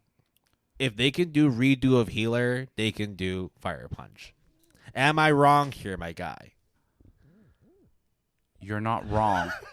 But what you are also potentially not wrong about is your favorite moments from Season 4 of the Good Anime Palette podcast. So to be clear, this is not about the anime or manga itself. This is about the podcast itself. It could be like a news revelation. It could be like a quip that one of us dropped. It could or be like rant, a gaffe, you know? You know, anything from episode 37 to now well, technically it wouldn't be 48 itself, but everything prior to that, between that. So my runner-up was actually in relation to your Twitter update in terms of, you know, the two of us just discussing and even just shitting on people for talking about the choices of the anime characters that featured in that Twitter post for the milestone.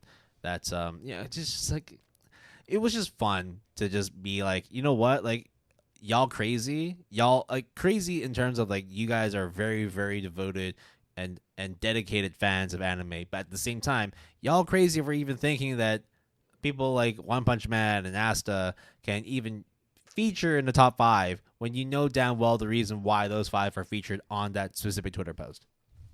That's it. We can move on from my runner-up. No, you can keep going. No, because I want to talk more about the other one. Oh, then you should talk about your other one, because I'm just going to go off once you're done. So you know how in recent times, not even recent times, of all time, I have been sucking hard when it comes to doing the GAP bet for every fucking seasonal, and I have not won or even come close to a single one. My favorite moment actually came from when you were like, you know what? No, Will. Like, your time will come. In fact, when the time comes, I'll fucking buy champagne for you. I own up to that, and I will do that. Maybe not Cristal, but I'll buy fucking a decent champagne for you. You know what? I'll accept sparkling wine. No. Like, look, we ain't gonna go full out Lambo, but we're gonna go Mercedes Benz. You know what I'm saying? You could even go Acura or like Toyota if you wanted to. Maybe I don't care. Is a Tesla and Mercedes Benz kind of in the same like category? I thought there was a Tesla vodka actually. There's as in like the class of. No, what I'm saying is Tesla actually has their own like self-branded alcohol. Which well, they then definitely don't buy edition. that, because that's gonna just fucking taste terrible. I'm just gonna predict that off the bat. You're gonna drink that, and all of a sudden it's gonna tell you need to work in the office 24/7. You're gonna get fired. All of a sudden there's gonna be a whole Twitter shitstorm as soon as you take a sip of that shit. Your factories get shut down. But Tesla, to be fair, though, is fine. It's, you know, it's the other businesses. But anyways, well, what do you want to go off on right now? There are 3 moments, but 2 of them are runner-ups because they technically belong in the same category, and you'll understand why when I reveal them. But they appeared consecutively, as in the winner appeared in episode 45. The runner-ups appear in episode 46 and 47, respectively, and hopefully I pray to God I got them correct. I think I did, but we just got to double check. I'm not going to double check, but listeners, just throw me a bone here, okay? The runner-up is the Young JP Bros and Our Facepalm Moment, which consists of episode 46, High School Will, young, spry Will. Young, fucking, pre-adult, adolescent Will. Misinterpreting the meaning of In-N-Out Burger, episode number 46. I kind of lost my mind when you revealed how the misunderstanding of In-N-Out Burger, the name. Right, yeah. And I still think it's really funny. But I mean, it goes in and comes out. What else would it have been, right? It makes perfect sense from someone who actually doesn't know the context. And I think anybody would, right? I actually, now that you mention it, I should let everyone know. So I was in California for 10 whole days. Granted, I did get COVID halfway through, so I was out of commission. And you had Bria, so that's pretty good too, right? I also didn't get birria because COVID. But I did get California burritos. I did get a lot of tacos and stuff. But I did not have Shake Shack the whole time I was in California. You can flame me if you want. I don't think it's that great.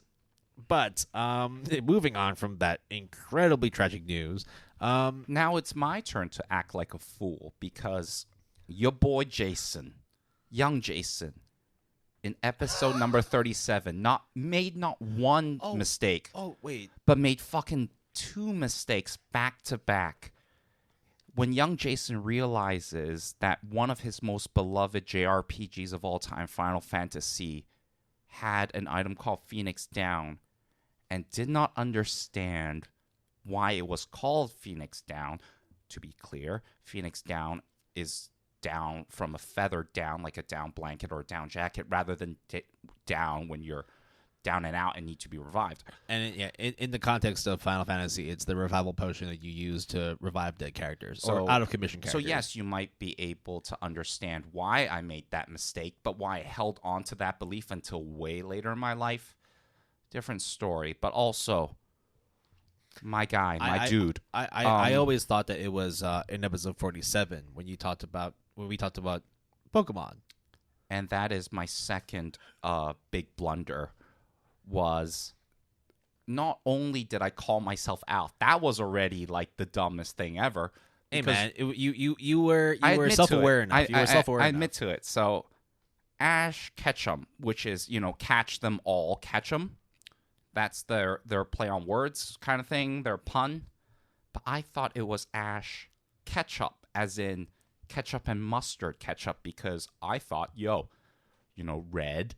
And Pokemon red, green, blue. What would have been blue?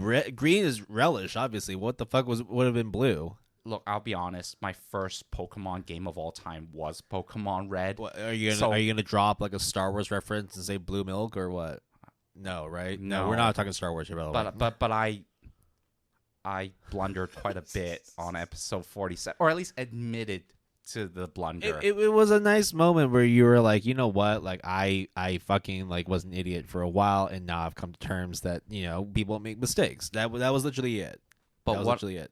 But what is the number one thing? What I will stand my ground on, the castle doctrine, if you will, is on episode number 45, where I spent not 1, not 2, not 3 or 4, but almost 27 motherfucking minutes on why dance harm MCs are the fucking bane of anime existence. Is probably one of that was one of my favorite episodes to the record. most cathartic rants of all time. Which, by the way, when we do our harm episode, which probably would be episode number 69, no, we have to drink on our favorite, the last category, right? Which we should probably just do now, because let me tell you, this is the last cup of sake. I know. I saw. That's why you put the bottle aside. I'm just saying. I'm kind of thirsty right now. Dude, I have to take a piss so bad. I have to be honest. All right, hold on a sec, guys. Let's rush through this. Dance harm MCs. We went off on that shit. No, I went off on that shit, and you agreed with me, and you also were on that It was a very introspective moment as well, because you sat there, you were just thinking, it's like, I see a lot of myself, or at least I can resonate with a lot of it, but that doesn't necessarily mean that you're okay with it.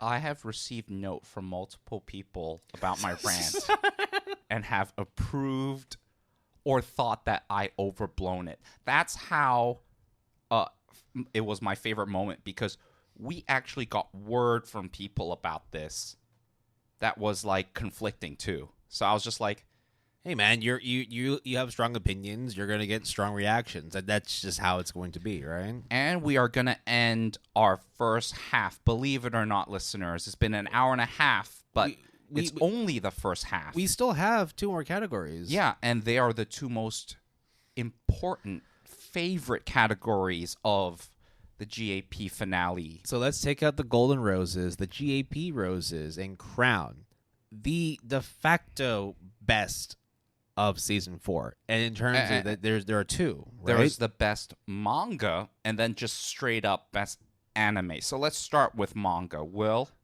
I mean, okay, it's Oshinoko. Got it. Oshinoko was a fucking journey. I mean, the fact that the writer of Kaguya-sama came up with this shit, and to this day, I still don't know what the fuck direction this manga is gonna go into. But I'm very happy that an anime series is gonna come out soon for it as well. Or when I say soon, I mean like it's going to come out. When the fuck it comes out, 2023. But it will. Yeah, in the next 12 months, right? But that was a fucking great manga to read. Granted, like I've already read Kaiju number 8, I already read Mashal, and I just started and then got into the most recent chapter of Solo Leveling. This is the preamble that we were doing about like upcoming manga turned anime adaptations. Episode number 46. So Oshinoko is like it's just one of those things where like if we say any more, it's going to be a spoiler. So I won't say anything else. I think that everybody should read Oshinoko.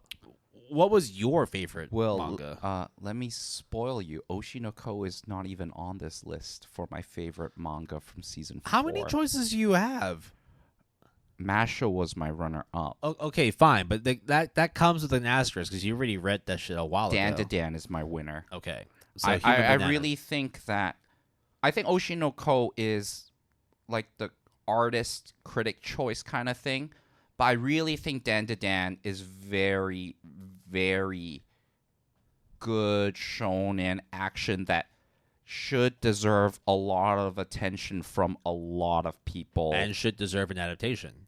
Absolutely. So what is the actual winner then? Dan to Dan was the winner. And Mashal was the runner-up. But, I mean, granted, because it's getting an adaptation, that's why it's a rung below. Now, the most important, I guess you would say, of the good anime palette podcast for season 4, for the last of the serious-ish awards for the season 4 finale. How many picks do you have? 2. I've got 1. Bro, let's hear it. Welcome to the NHK. Okay. It was just, it was a formative series for me to watch. Granted, I did watch it like 16 years late, but oh god damn, it was a fucking ride. Like I can't say any more praises for it. It definitely changed my perception on life and how to like navigate struggle and like any potential moments where you feel like you're a little bit lost, you're a little bit sort of uncertain on how to carry yourself. Granted, again, I don't live with any sort of like actual diagnosed mental conditions, but still, it's encounter and experience mental fatigue, whether or not it's a chronic situation or if it's acute is the other term. Yeah, so like these things happen every now and then, and so when reflecting upon my experience of watching Welcome to NHK, it just felt like it was almost like the beginning couple of it was like the first curve watching March Comes Like a Lion. Just so that at least personally Jason Fung is clear, just because you're not diagnosed with clinical chronic depression does not mean you as a quote unquote normal person does not experience its highs and lows. that is not what we are saying here. Much in the same way where if you feel upset or you feel down, it doesn't mean you have depression, but you should also not be afraid to reach out to somebody to talk to and hopefully voice out concerns or get help seek medical help, or just say you're depressed because you might actually be, you know.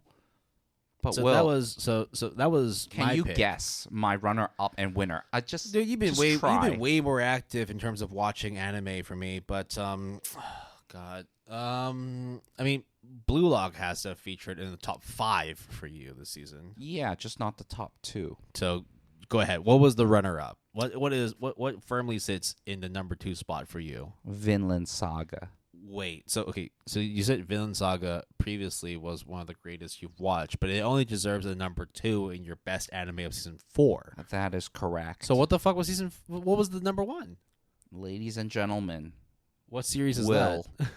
My favorite anime from season 4 of the Good Anime Palette podcast is none other than the unfinished, but has yet to be finished, Fall 2022 seasonal anime known as Bocchi the Rock. I was going to say, you better not fucking say Arknights. Bocchi the Rock is... Is it really that good? Oh, fuck, okay. I mean, 8.81. I really love this show. If there... You know, during my busy work schedule, which recently has gotten exponentially busy, right? Well, you have documented it, yeah. Yeah. I have all the text messages about that. Yeah, sorry about that. But look, the time that I could spend on anime, even though it is quite a bit more than the average person, quote unquote, is still more limited, at least when it was more, you know, chilled out and relaxed. But every time Bocchi the Rock, the episode comes out, first thing on my way to work is to watch it.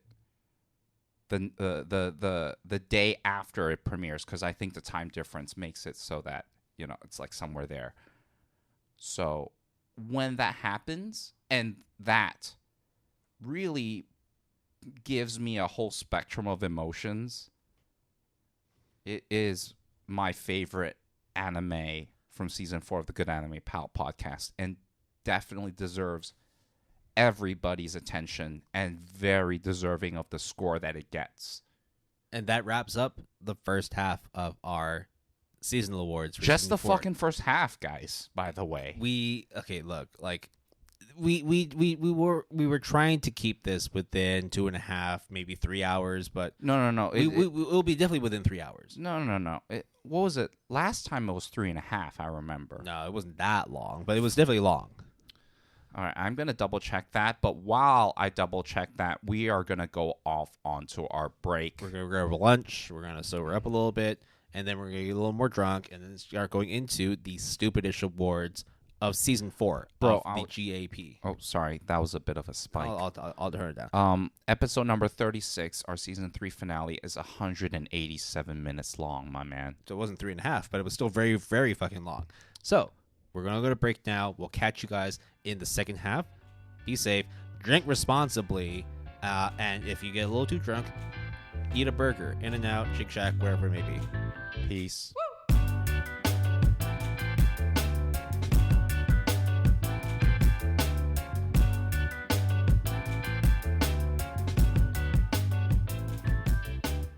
And we are back for the second half of the 4th season of the GAP finale. We are going over the second half of today's awards. We went over some serious stuff. Now we're going to go into some real stupid shit and go into the silly slap you in the face. Why'd you even say that awards? How are you feeling, Jason? We finally got a little bit more sober after our sake escapades earlier. Legit, I did sober up quite a bit, but that doesn't mean that this train is gonna stop. Okay, well, thanks. Okay, let's kanpai, Yeah, and we're then gonna clink, clink, clink, and then we're gonna drink. Wow. Okay. Sorry, the sake really is pretty good. The second bottle that we got. So we usually start off with one of the heaviest questions. yeah. I think the greatest thinkers, philosophers, all the people that pose some of the toughest questions of time, of existence, of what it means to be a human, and more importantly, what it means to be a weeb. we are going to ask each other one of the toughest questions imaginable in weebdom. This is the whose hand would you hold, whose head would you pat, and whose body would you truck? Would you hit with a truck? We just go to short form it, just straight truck. Truck. AKA the fuck, marry, kill kind of phenomenon. So with these stupidish awards, I think we should put a little bit of emphasis on what these awards mean.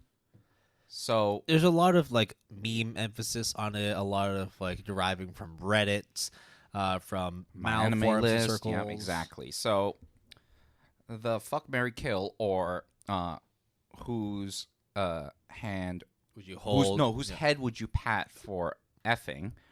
Whose hand would you hold for marrying? And who would you truck for kill?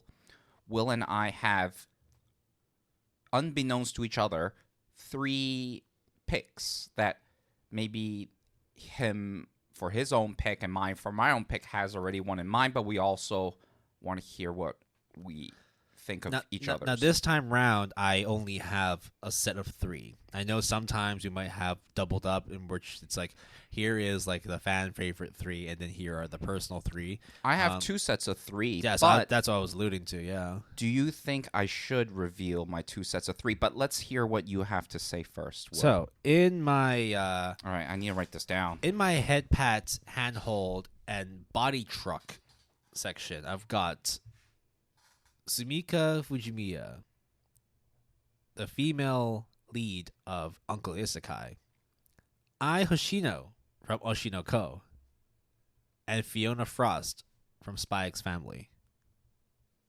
Oh, this is like the easiest thing ever to the. I mean, they're all handhold material. It's easy. It's rock solid. Get ready. So I would be the head that I would pat. Fiona would be the hand that I would hold, and Sumika would be the person that I would hit with the truck. Okay, that's easy to do. That was relatively easy, guys. That's straightforward. Very straightforward. I don't even know why. I was gonna write it down, and then I kind of stopped halfway through, bro. Is this how we're gonna start off the stupidish awards? Was it really that easy to pick from like I and from Fiona?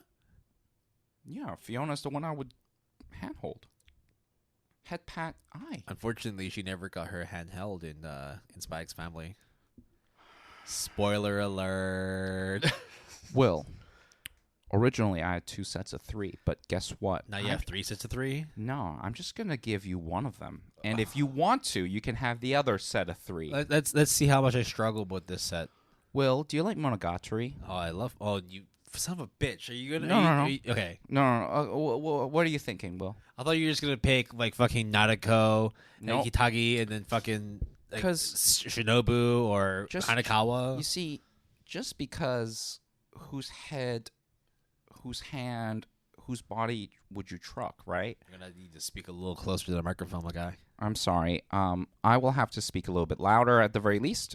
And, Will, it doesn't have to be best girl, best waifus. What happens when it's a metaphorical MP3 audio file? Really? You're adding layers to this, dude? Your picks for whose hand would you hold, whose head would you pat, whose body would you truck is as follows.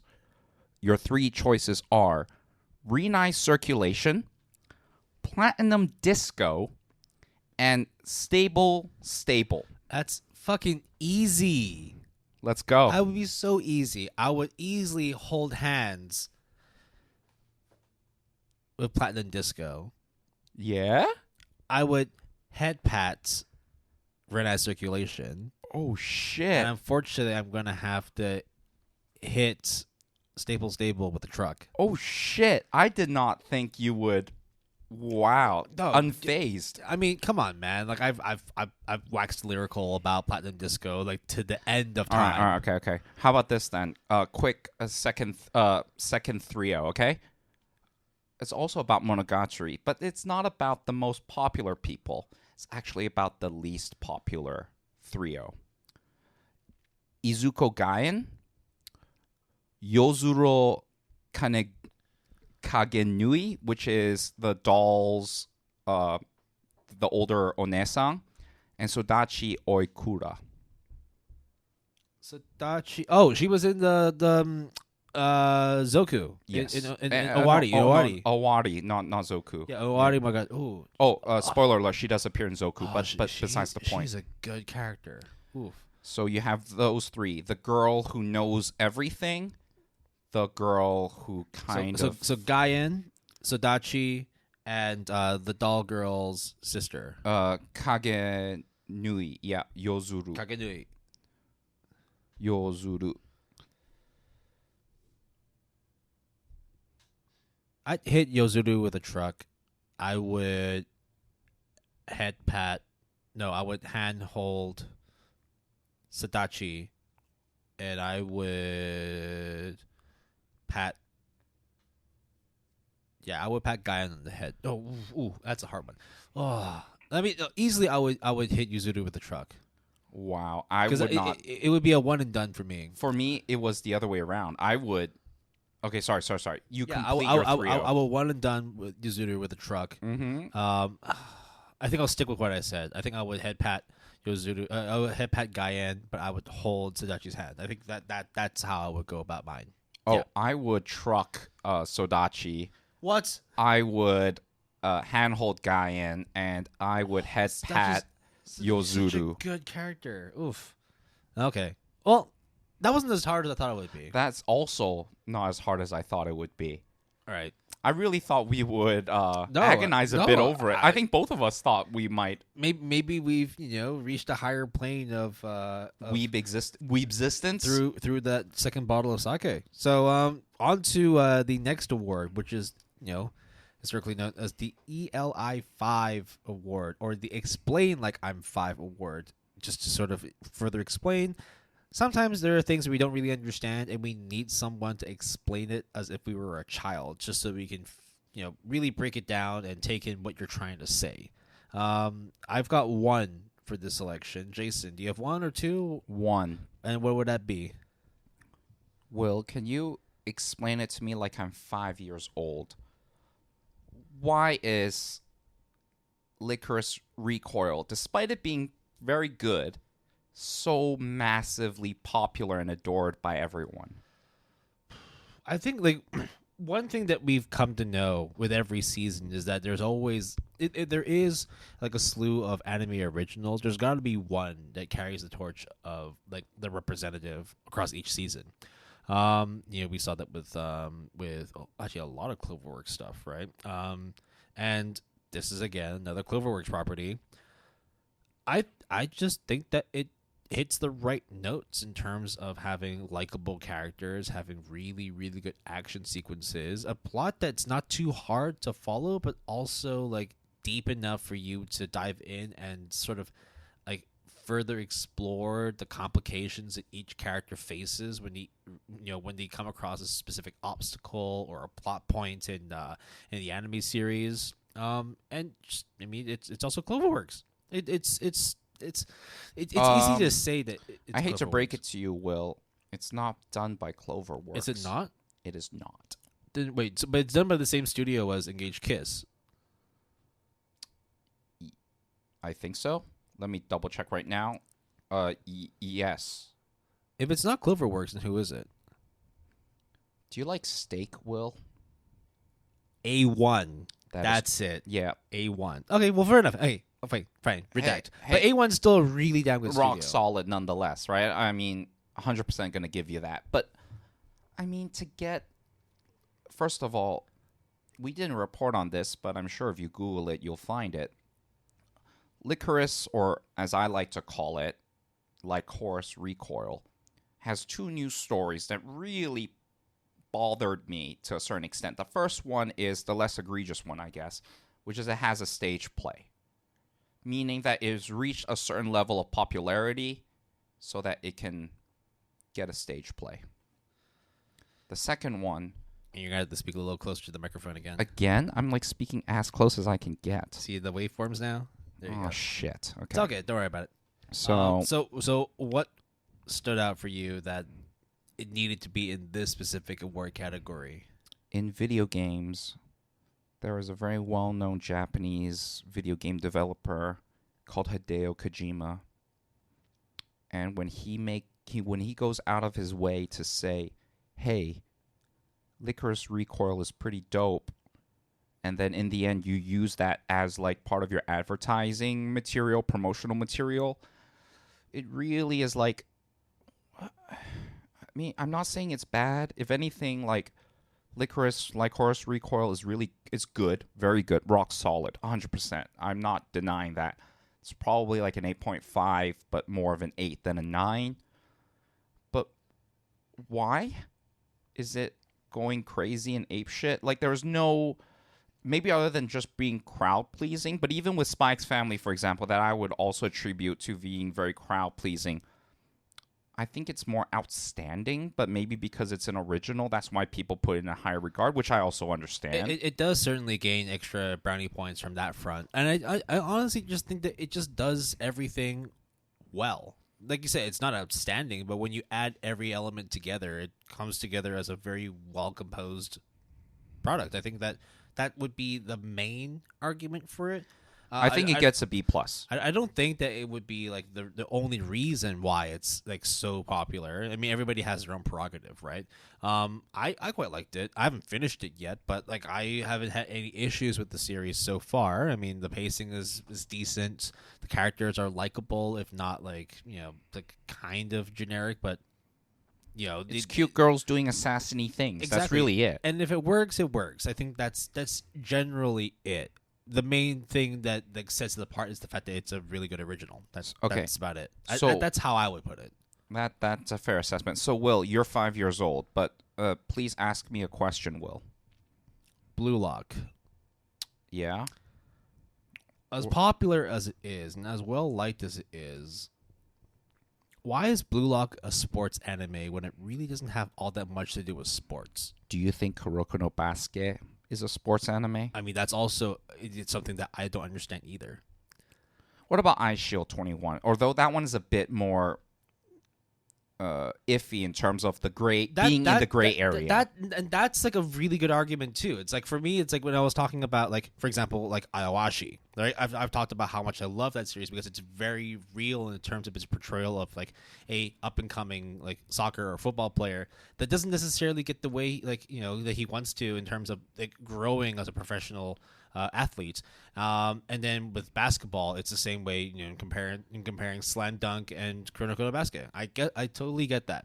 And then when you pose the question of Eye Shield 21, as fantastic as it is, it also is an extreme caricature of the sport of gridiron, of American football. So it's not fair for me, I guess, to say that like, oh, like there's this, you know, this soccer anime that is, you know, very, very outlandish and takes like one or two elements of what the sport's supposed to be and really, really focuses on it and like blows it like out of proportion. So the reason why I would give Eye Shield 21 a pass in this instance is because there's not as much comparison. There's not as many series that focus on the sport of gridiron compared to soccer, compared to basketball. And so I guess this is just like a personal thing for me because as much as I like American football, as much as I like gridiron, I'm not as invested in it. But with soccer, with like association football, like that's the top sport for me. I mean, of course, we've got the World Cup going on. I've been like watching soccer. I think that's a very good reason. I've been watching soccer ever since, you know, I was like 10. I've been supporting my favorite teams since like 2003. And so like I'm very, very much like into the sport. Like I would say I'm confidently knowledgeable in the sport in that I know a lot of the intricacies of like sports behind the scenes, of like players that are like connected to all these different teams, and you know, just like the global implications of like following such like a large popular sport. And so when watching the first episode of Blue Lock, I did read a couple chapters of the manga as well.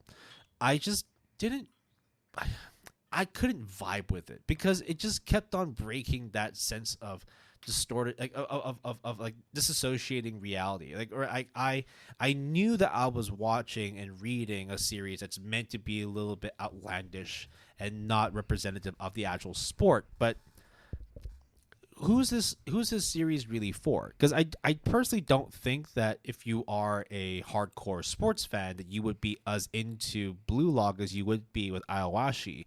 But if you're also like a shonen fan or even like one of those kind of like death game fans, that there are also probably other series you could probably get into. I don't know. For me, it just feels like Blue Lock is trying to encapsulate both sides, and as much as I like both genres, it doesn't culminate to something that works for me.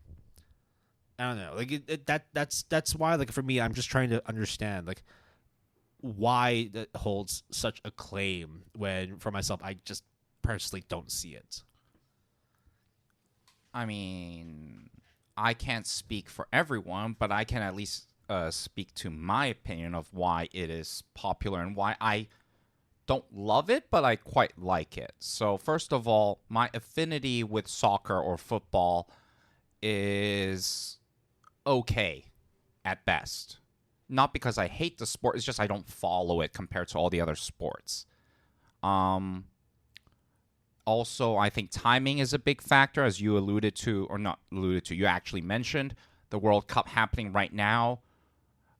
I would also bet Japan putting together a very, very strong performance. Well, that can't say the same about the U.S., unfortunately, or Canada. That aside, though, the timing with the World Cup, I'm willing to bet money it was done on purpose, and it's not that hard for anybody to really conceive like that kind of thought. Yeah, I mean, Blue Lock, the manga, came out after the 2018 World Cup.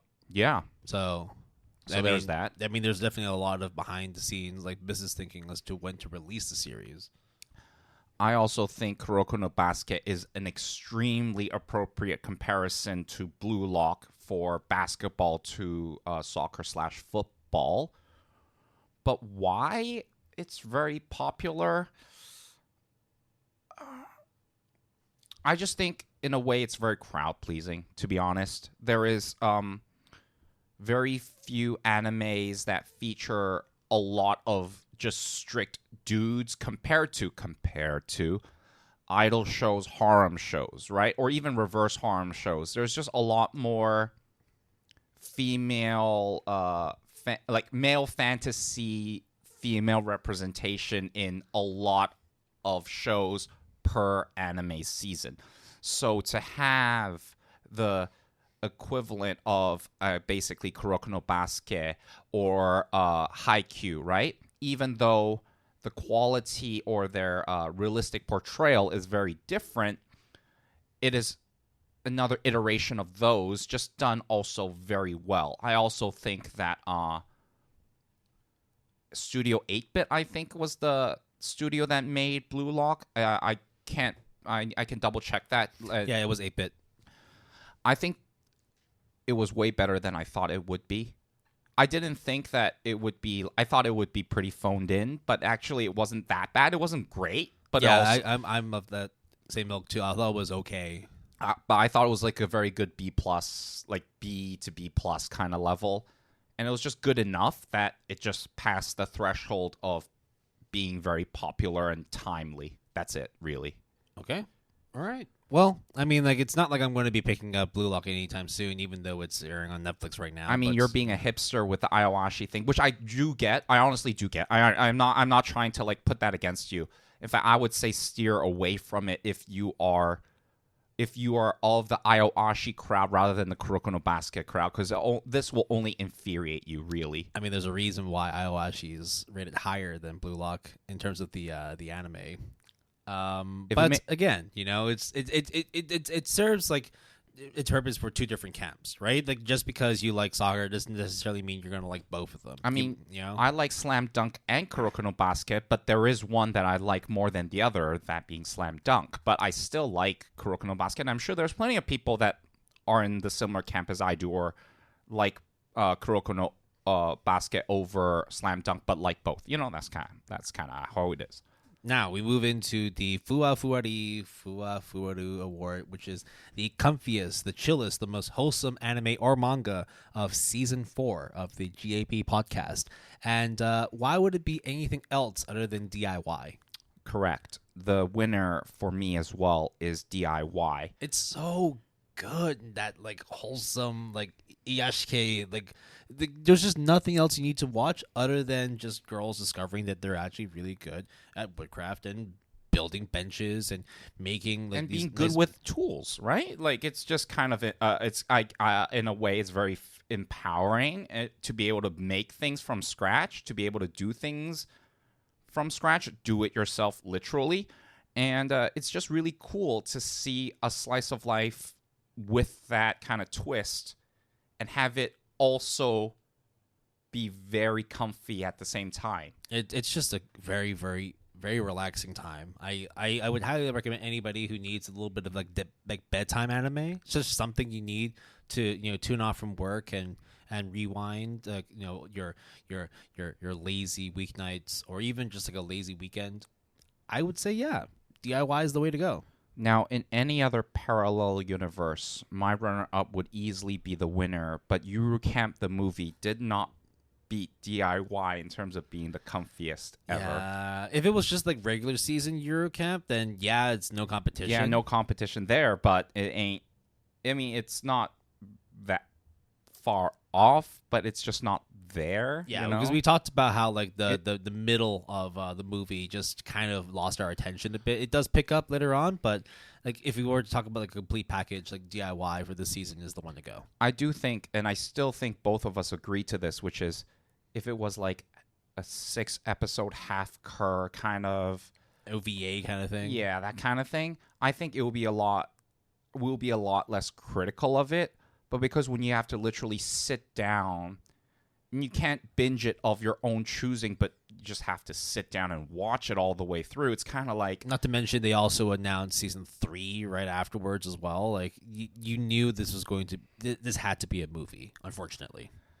Is that also your runner-up, Will? I didn't even have a runner-up. Oh, I wasn't even putting Eurocamp in that. It was like, I'm just being a little bit more critical about it, I suppose. I'm just happy that you agree with me on DIY.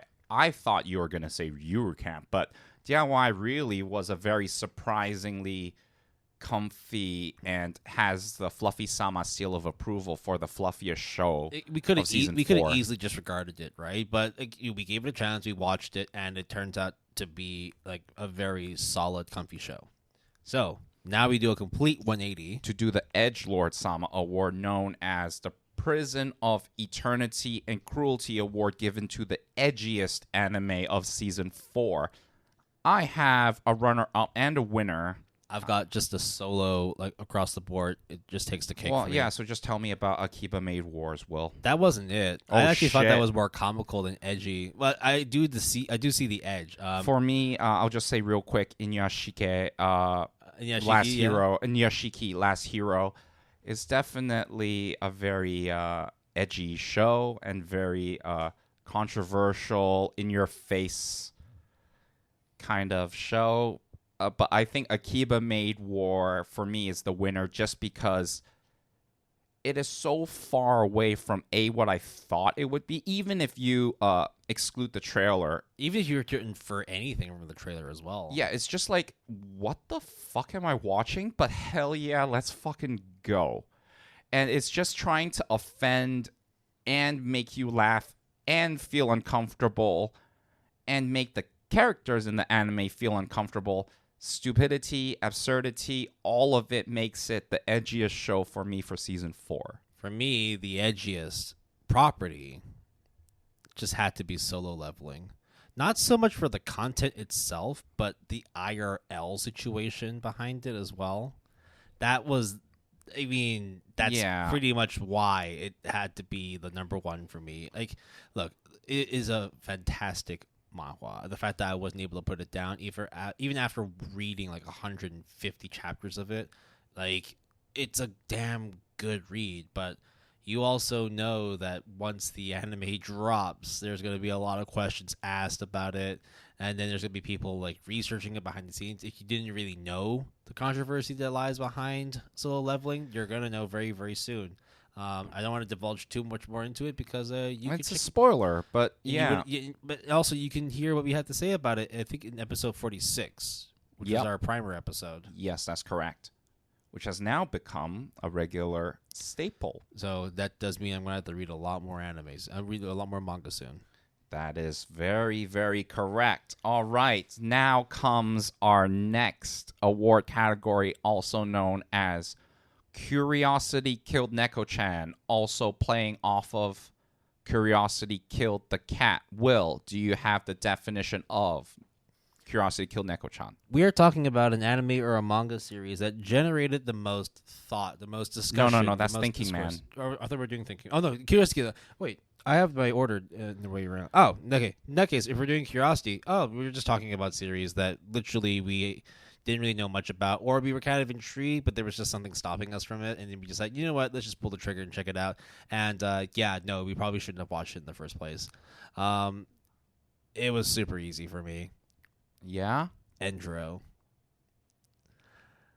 As much as it's like, you know how when you were watching such a good trap that I laid for you, wholesome Lolita shit, so good. I knew how when it was like my troll pick for the cleanup, and I was like, there's no way Will is gonna get that one, and then boom. So the thing with like the whole like curiosity getting the better of me, it wasn't so much even watching it in the first place. Like I knew I had to, but given our experience of doing this series, we always had like that sort of exit plan, which is like you've watched enough of it and you're like, yeah, no, this is totally not for me. I'm just gonna stop it here, give my thoughts, and move on to the next thing. But for me, I decided I was going to continue watching Endro through to the end because it had decent enough ratings and a following on my anime list that I just felt like I had to see if it got any better. If there was something in there that made me understand why people liked it. And then it dawned on me that I was a fucking fool. You just had to know, right? I just had to know if there's anything else besides lollies in this show. And no, there is not. Curiosity got the better of you. The lollies got the better of me. So, Harem Lab is my runner-up. Harem Labyrinth, to be precise. And this is coming straight off of the heels of the Redo of Healer? No. Harem's End. Oh, there's that. World's End Harem. That really just was like, why did this exist? Why did it got delayed? And this is what you came up with. And then Harem Lab was like, yo, okay, we didn't really delay our production, but we're ready to, take the baton from World's End Harem and decide to carry on this gravy train by producing this piece of shit anime that really you're just better off watching hentai at that point if that's what you're into. And I mean, like, to each their own, right? Everyone's into something, right? So Harem's Lab, though, if you're into that, like, bro, or lady, whoever you are in between, whatever, just watch something else, man. Do we want to go into the Thinking Man Award now? No, because my winner is a very simple choice of Lucifer and the Biscuit Hammer because of the disparity between the manga and the anime. And between the two of us, I was the one that watched it first. But how many episodes do you end up watching? 3. I just stopped after 1. I just felt that as soon as I saw the end of that episode, I was like, oh, that's it. That's all I need to see for the rest of this series. It was real bad, man. Like, painful. The score is terrible, dude. So, while we think about the score a bit more, we are now progressing on to the Thinking Man Award, which is the anime or manga that personally provoke the most amount of thought and feelings, I guess, in us. And Will would tell you about why Welcome to the NHK is also the winner of the Thinking Man Award. No? Very simple, straightforward. It is Welcome to the NHK. Need I say more? I've said enough already about it, and it very much deserves its place here, because I can check how much time I've used to talk about it in this episode, but in the episode talking about mental conditions, I went off on that shit. Need I say more? We can move on to your selections now. I drew a blank, Will. Because I didn't have a choice in mind that I thought was appropriate. Oh, you didn't watch anything that allowed you to ascend to that Sigma brain, that allowed you to really, really question existence, question reason. Now, were there shows that provoke thought and consideration? Absolutely. Plenty, actually. Enough to even be placed on this category by force or like halfway gray area consideration? Absolutely. But it just didn't deserve to be there. It didn't deserve to be there, especially when I knew that like you would put Welcome to the NHK on here. And I was just like... Oh, but I mean, that's personally for me. No, but it was sort of like, yeah, that makes so much sense. In fact, if you didn't put it on there, it would be offensive. But what would be that equivalent to me? And I really couldn't think of anything that I thought put it. So I guess we move on to the next category then, which is the Get On That Shit Award, also known as the I watched something that the other person should totally watch, and I don't understand why they're putting it off. So I went a bit more liberal about the definition of this award. My one is just straightforward. It's, again, Welcome to NHK. I know you've talked about why you don't want to watch it, and I completely respect that. I just hope that there is an opportunity one day for you to watch Cheers a to little that bit one. about that. It's look, you've told me your reasons, both on air and also behind the scenes, but maybe one day we can have a bit more of an in-depth discussion about Welcome to NHK. But you said you took some liberties with your choices for this award. How many selections do you have? And maybe just lay them out. No. It's not the number of selections. It's the definition of the award.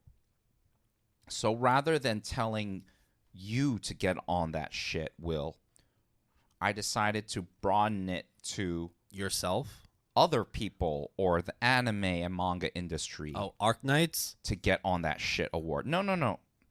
Actually, Actually, both of these... Enough people already know about Arknights. Both of these actually have nothing to do with any anime or manga in particular. Wait, what the fuck? Wait. How liberal did you go with this award? Okay. Let's hear you out. My runner-up for the Get On That Shit award goes to announcements of complete anime adaptations, which is given to Bleach 1000 Year War and Mashal. Because I think that kind of ballsy decision, that kind of commitment, all in, should be commended, and people need to get on that shit and not dilly-dally with, oh, will it get another season? Or, hey, they're only just going to do one season and then call it quits. Oh, but you know full well why studios don't do that, or even like just companies don't do that in the first place. No, I understand the feasibility of it, but like more people should get on that shit, dude. You think it's a risk worth taking? Especially if you're that confident, I really think it says a lot. Now, how do you feel about, for example, companies that decide to roll out 2 seasons of Shield Hero back to back? I knew you were going to say that. For every Shield Hero, there is a Mashal and a Bleach. Fair enough. You take some, you lose some, right? Yeah, fair enough. And this is going to be a bit controversial and stupid. No, but okay, go ahead. Yeah. My winner of the Get On That Shit award is OPs and EDs with lyrics on the screen and not just subtitles. And that is given to Mob Psycho 100, Season 3, and Call of the Night. Yeah. I really love that kind of aesthetic of the lyrics are just fucking on the screen. You can't hide from it. You can't disable subs or enable dubs or whatever. It's just, yo, this is part of the opening credits and its aesthetics. There's nothing you can do about it, and guess what? You're going to love it. And for these 2 shows, Mob Psycho Season 3 and Call of the Night, it's just rock solid. I like it. This was not the direction I thought you would go in terms of taking liberties with the category. You just thought I had like 5,000 choices? I'm happy that you posed those as choices for however you decided to interpret this question. As in, you're happy with the selection that I made rather than what you thought I would make? These make sense. These make absolute sense. As risky and as controversial as they may be. But I fully respect that. I mean, especially when you were talking about studios that have the nads just come out and say, look, like, fuck that studio or fuck this production company for only saying you're going to do one cur just to promote the manga or the light novel and then see if there's enough interest to continue doing adaptations. No, we're just going to go straight up say, you know what? This thing has had 8 volumes. We'll do all of it. I respect that. If a studio did do that, as much as it is crazy that anybody would want to do that, because it literally puts you in a bind if you don't actually commit to it. Hey, I mean, Yutsura now also. I mean, it's just not as high rated on MAL, but it is committed to a full year. Similarly with, I think, Fire Force, obviously, Fruits Basket, the remake as well. They committed to a complete adaptation from the get-go. So that kind of trend, I think, is worth commending for sure. But do you feel that there would be, having said that now, right? Do you feel that it would be a little bit more commonplace? Or do you feel that there's still going to be some business sensibilities behind saying straight up, oh, we're going to just adapt everything? Because there might be a studio that does that, but it's still probably going to be a dime a dozen. I think for every Studio Shaft and David Productions that does JoJo and Monogatari from the get-go, I think this kind of trend is not that frequent. It really just depends on the series, right? For example, if it's JoJo, they're going to be adapting everything. You'll be pissed off if they don't, right? So it just makes sense. Right. But I think people need to get on that shit more. Shall we move on to the Undo of Healer Award next? Yeah, Will. Right. So, what is the definition of Undo of Healer? What is it based off of? What is it inspired by? We've talked about this particular anime/novel series that we don't never need to go back talking about the specific healer You series. did mention it earlier, though. We did. Yeah, so we don't need to talk about it anymore. But we're essentially talking about a series, whether it be an anime, a manga, a light novel, a game, whatever it may be, to tell the studio behind it, the writer behind it, the artist behind it, and say, yeah, no, this ain't it, son. Redo this shit all over again. Just fix this up and then come back to us when you have a completed product. So I'm just going to tell you my runner-up, Lucifer and the Biscuit Hammer. Easy. But I do not think you know what my winner is. Is it a fall season? No, it's not. Was it a backlog? Not really. Okay. Well, hit us with it. Well, do you like 3D printers? I mean, I've never used one. Do you like space, Will? Where's this going? Do you remember a show that we thought was pretty exceptional? Yeah. Exception is the show that wins Undo of Healer. Because you thought that it was going to be lit. Yeah. And when we saw the plot synopsis, we thought, yo, 3D printing people? Fuck yeah. Space? Hell yeah. That concept art? Fuck yeah. And then we saw footage of it, and my heart sank when I saw it. And then when I saw 5 to 10 minutes of it, my heart sank even lower. They need to bring that shit back to the drawing board and get it right. Just undo that shit, patch it back up, do whatever you need to do to make it not look like a David Bowie carbon cardboard cutout and actually be David Bowie. I'm not sure how you will take my pick, but I have my reasons for it. Yeah, let's hear it. It's a movie that I watched during our closet cleanup. And I think that Promare, the movie, needs to be redone. I know that you're reaching for the sake, and I will have one too, but I already explained it when we were doing that episode, and I'll have to explain it all over again. I hope you're not too upset about me picking this, but I have reasons for it. Well, I'm not upset. I'm just disappointed. Okay, Dad. So, Promare. Good movie. I gave it a solid 8 out of 10, but it's not without its issues. The reason that I put this in this category is because the animation quality is some of the worst I'd seen from Trigger. There were a lot of parts where there were a lot of glitches, a lot of slow frame rates. I thought the voice acting wasn't that great either, but above all, I felt that the action sequences, particularly when it came to the latter half, I think like it was like the last 30-40 minutes of it, that you could actually see the frame rates dropping. It immediately went from like a high res 4K experience down to like you have your slow ass dial up internet kind of grainy internet quality. And I know, of course, that with these kinds of productions, especially when you're using high level like computer graphics, it does require a lot of work and time to make it right. So I feel that if Trigger had the ability to take that shit back, fix it up, re-release it, still in a Blu-ray, I'd happily rewatch it again.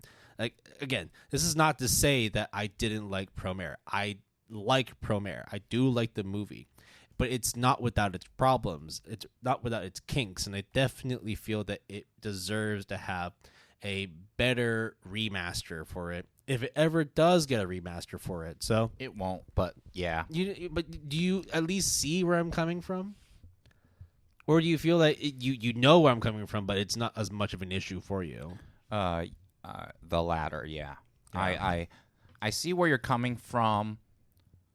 I don't fault you for thinking that way. But it would look so much better if they just redid those specific sequences.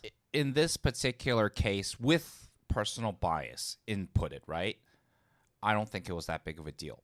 But as I said, right? And I think I still said it to you during the cleanup, right? Like, I get it. Like, I really do. So it's not like, oh, you're wrong or whatever. It's more like, it didn't bother me that much, but I get why it bothered you, because it did bother me, but it just wasn't enough at all to... It impacted my experience of watching the movie a lot more than I would have liked. That's the main thing. For what it's worth, if they were to ever do like a 60 frames per second 4K kind of like those really like silky smooth fluidity, which makes anime look kind of weird sometimes for me, I think Promare would be a lot lower on my list of favorite animes in general.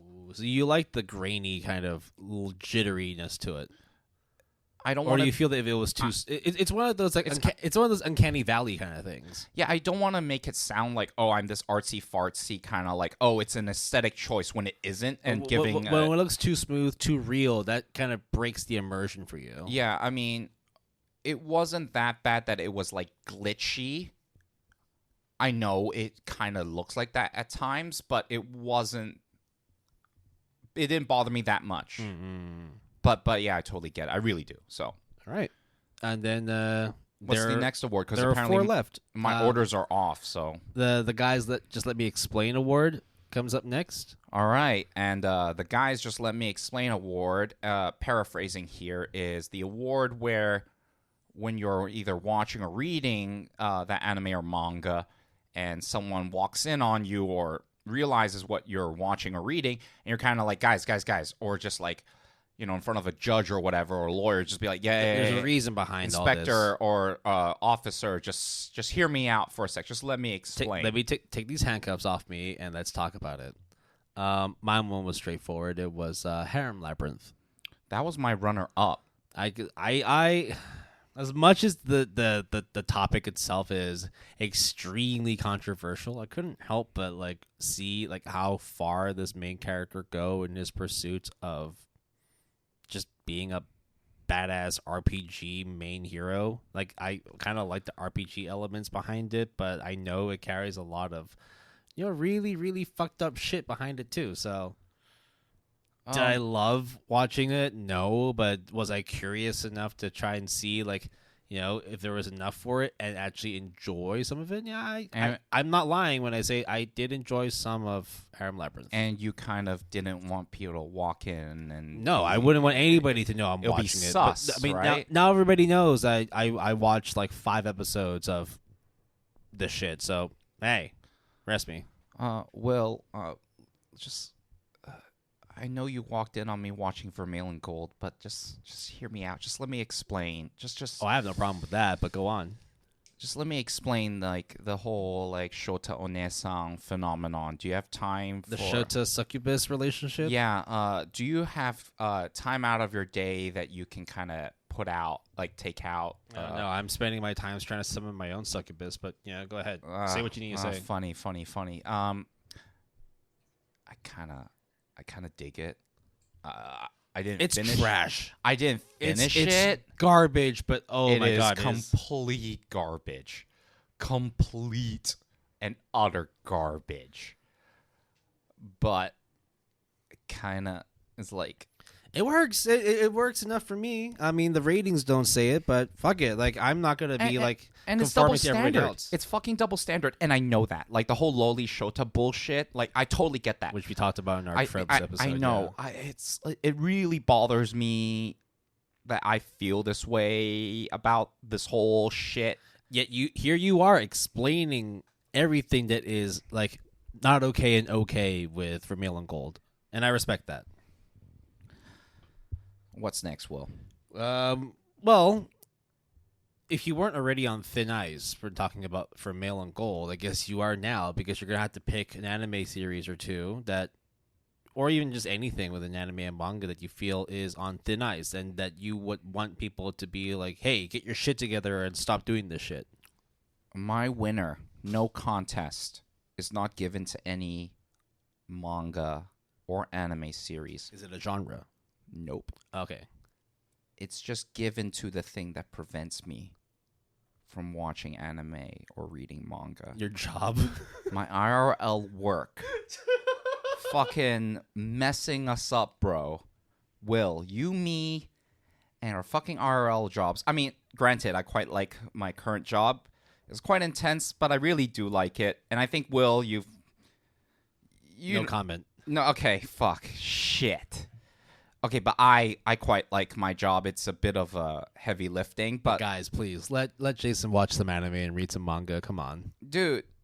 And it just like aggravates me when it just so happens, and I don't know why. Will, I really don't know why that like a good amount, and I mean a heavy amount of people that work at my office just somehow happens to be into anime and manga. Maybe not to the level that I am.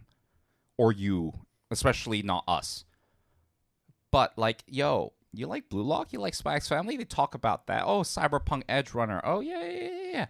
Like, let's talk about Akiba Maid War. Fucking, I'm calling you out. I'm not saying your name, but you know who you are. You're from IT. You came up to me and was like, yo, what you watching this season? Because you know I podcast. I love that when you start talking about Akiba Maid War, that the waveforms start popping up like strong. Like, dude, and I was like to this IT coworker colleague, I was like, have you checked out Akiba Maid War? And he lost his fucking goddamn mind because he was like, yo, you saw that first episode, right? And I'm like, yeah, Glowstick's choreography is kind of crazy these days. And he's like, yeah, dog. Going off to other clubs and making business proposals, that's a fucking like formality, right? Yeah, because you know, Fluffy and maid cafes, casting magic spells on your food and all that, you know, ketchup and whatnot, right? It's great, right? But yeah, let me also not only appreciate my coworkers' tastes in anime, but just let me watch some anime, please.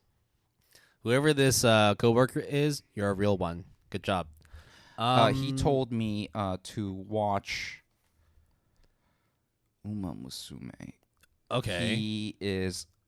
We still need to do the watch along for Uma Musume. He sets aside a budget per month. Yeah, you've told me that strictly for Uma Musume.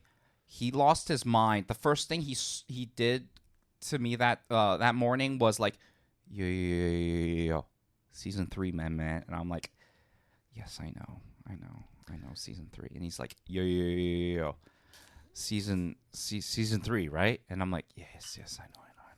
I'm gonna have to take a shot of sake because I'm gonna go in on my Thin Ice Award. I'm starting to feel this shit. All right, Will. Why the fuck do we have so many shit isekais every goddamn season?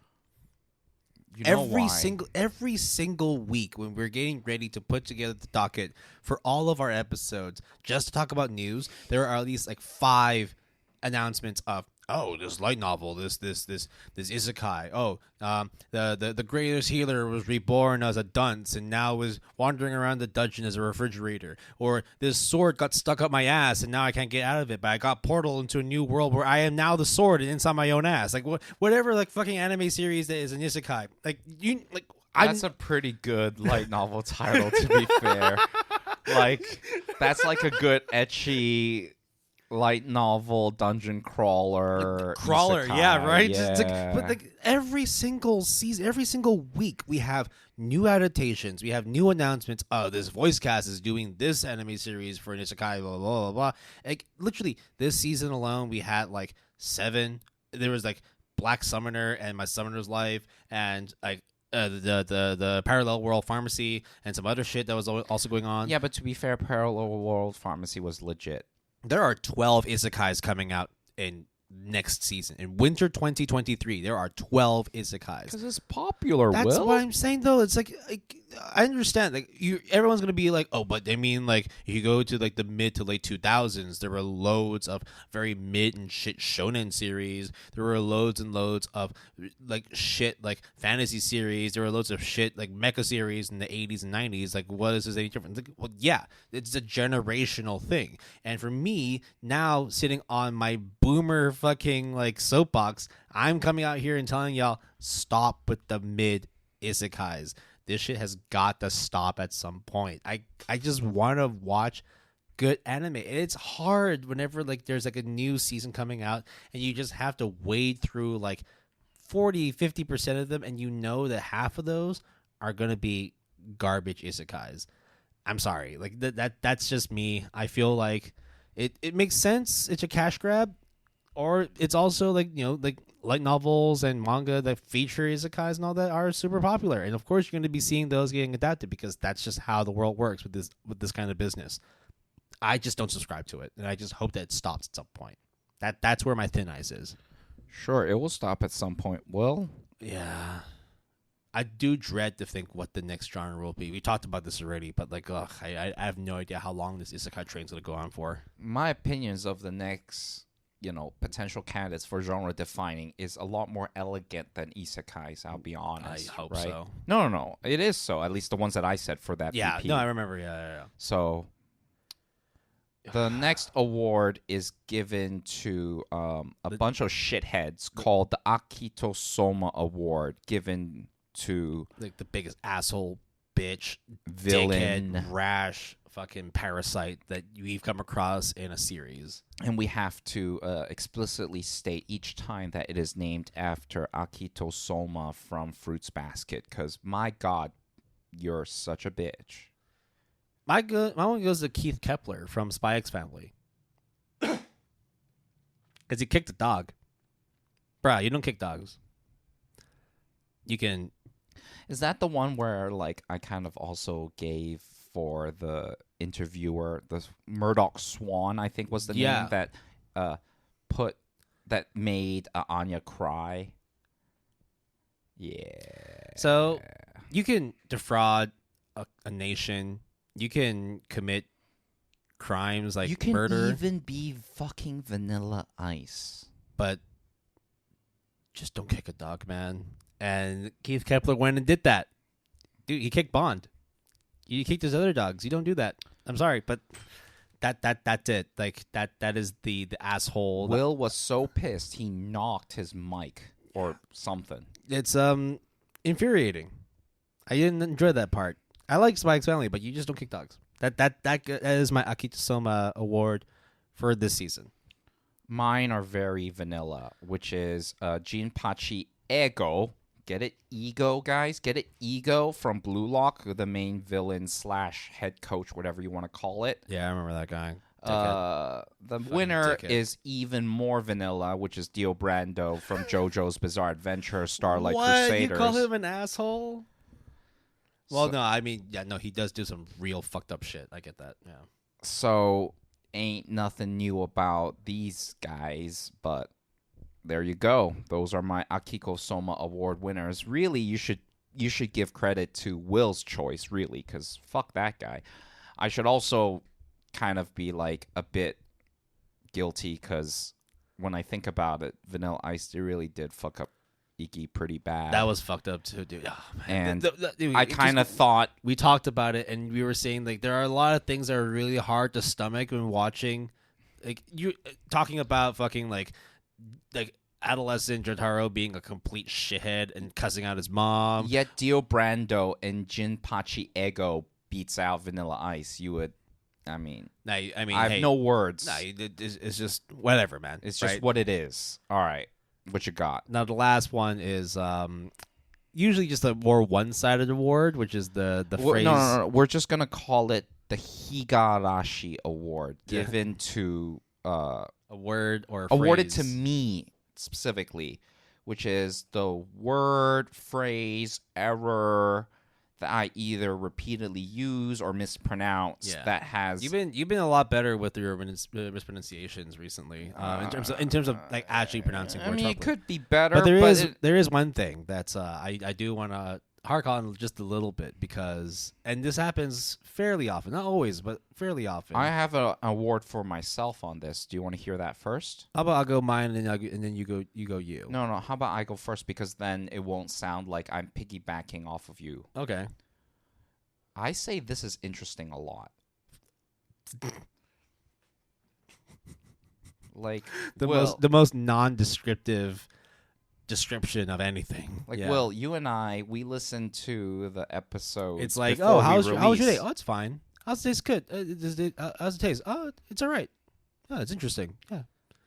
No. It Will, you see, it's interesting that you said that because what is so interesting about that is that I tend to say the words "this is interesting" quite a bit to the point where it becomes kind of interesting that I'm so interested in using the phrase "this is interesting." But go on, Will. What is your winner? So whenever I talk about the rare instances where I actually watch an anime, within 5 seconds, did you watch it in ×2 speed? Dude, this is season 1 material, man. I season mean, 2 material type bullshit. It's been happening again, but yeah, hey, because you haven't had much time lately, and then whenever you said you watched a bunch of stuff, you just had to make sure. I just had to know. I just had to make sure, dude. All right. Well, it has been a lot better than it used to be. And your pronunciation for a lot of words, a lot of names have massively improved. So props to you. That's good. And to be fair to the both of us listeners, thank you for the clapping. We know we make those errors because we listen to our episodes, our own voices, before we release them, just to make sure everything is okay. I mean, these timestamps and edits aren't going to do themselves, right? Absolutely. We have to do this all behind the scenes. So this is now the end of our Stupidish Awards, but not the end of the episode. We still got some more time, so don't leave yet. We're not going on a break. Instead, we're going to take another. I actually poured myself a double shot. If you're going to sit out, you can sit out. I think I'm going to sit this one out. You're going to need all your concentration for this, Jason. So fuck. This is our mystery. I guess section category where traditionally speaking, believe it or not, we can actually call it a tradition now because it's the 4th time around, where each other episode, one co-host would be responsible for putting the other co-host in a kind of a quiz segment. Yeah. Like, for example, is this like a real shonen superpower or is it not? Is this a real light novel title or is it not? What do we do for season 3?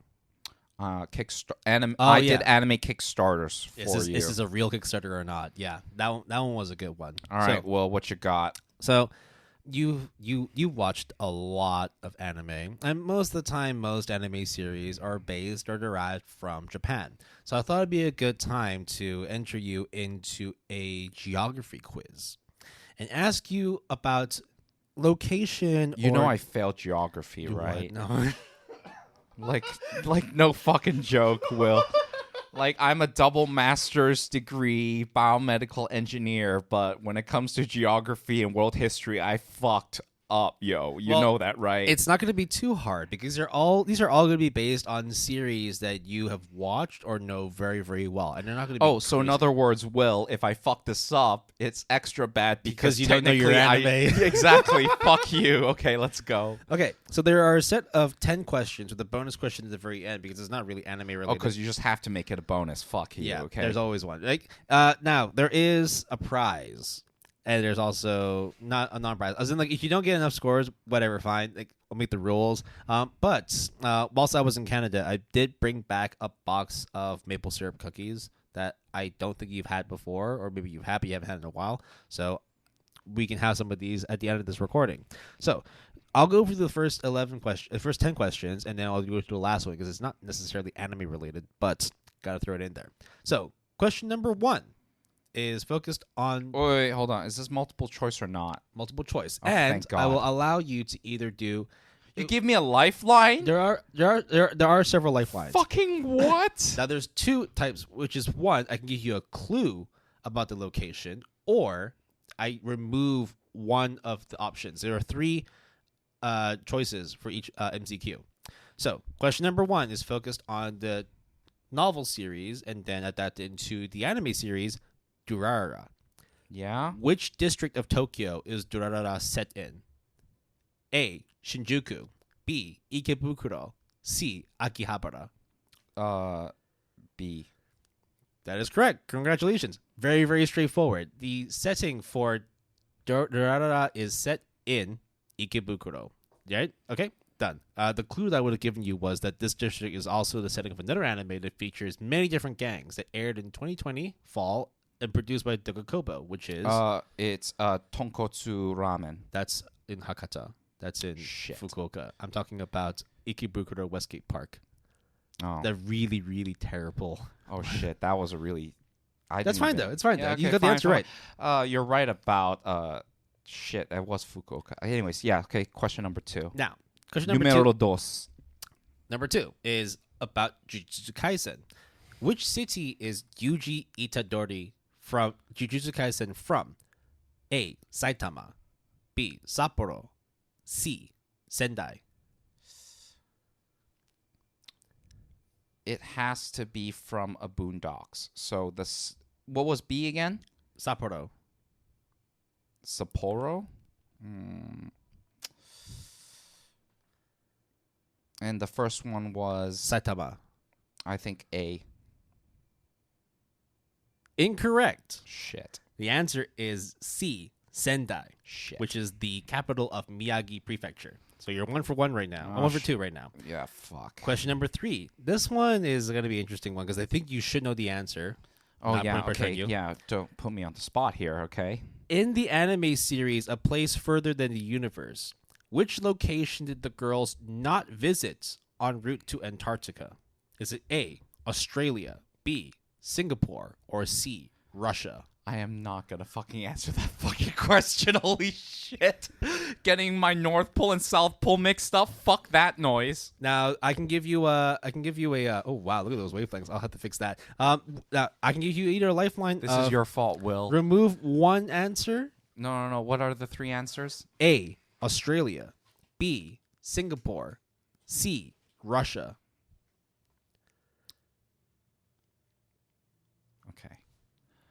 Okay, I'm gonna look like a fucking idiot here, but if I remember, Antarctica is up north, not on the south. Okay, don't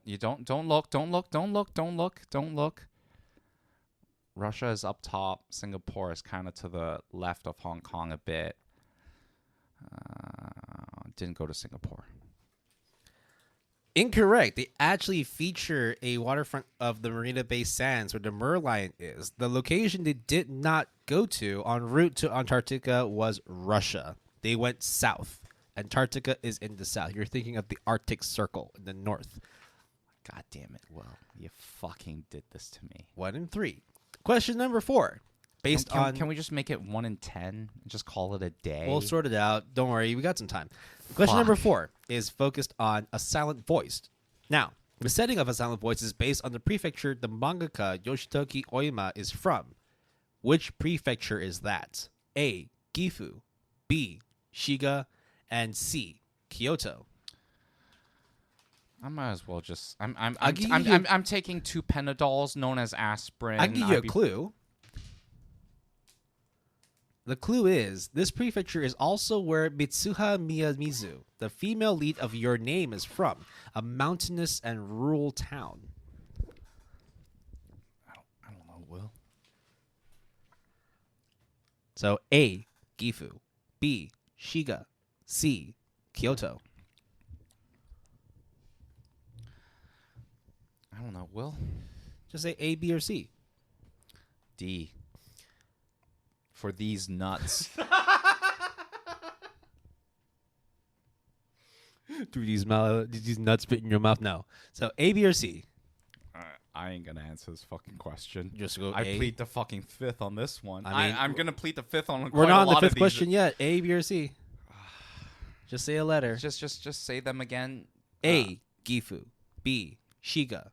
C, Kyoto. B.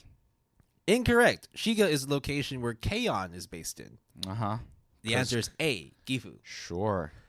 Number 5. Question is about the Garden of Words. The movie takes place in a very scenic garden in Tokyo. Can you name that garden? Absolutely not. The answers I have here are A, the Tonagayato Gardens. B, Could be. Shinjuku Gion National Garden. Could be. Or C, the Inokashira Park.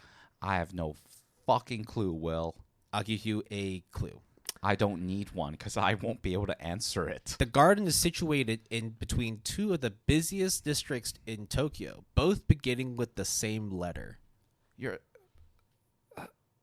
thinking like I actually know the NTR, like the JR. JR. I was using Hong Kong MTR. Well, is it Tonagayato? Is it Shinjuku Gion? Or is it Inokashira? Bro, I don't know. You're embarrassing the shit out of me, so I'm just gonna. These are hard questions, to be fair.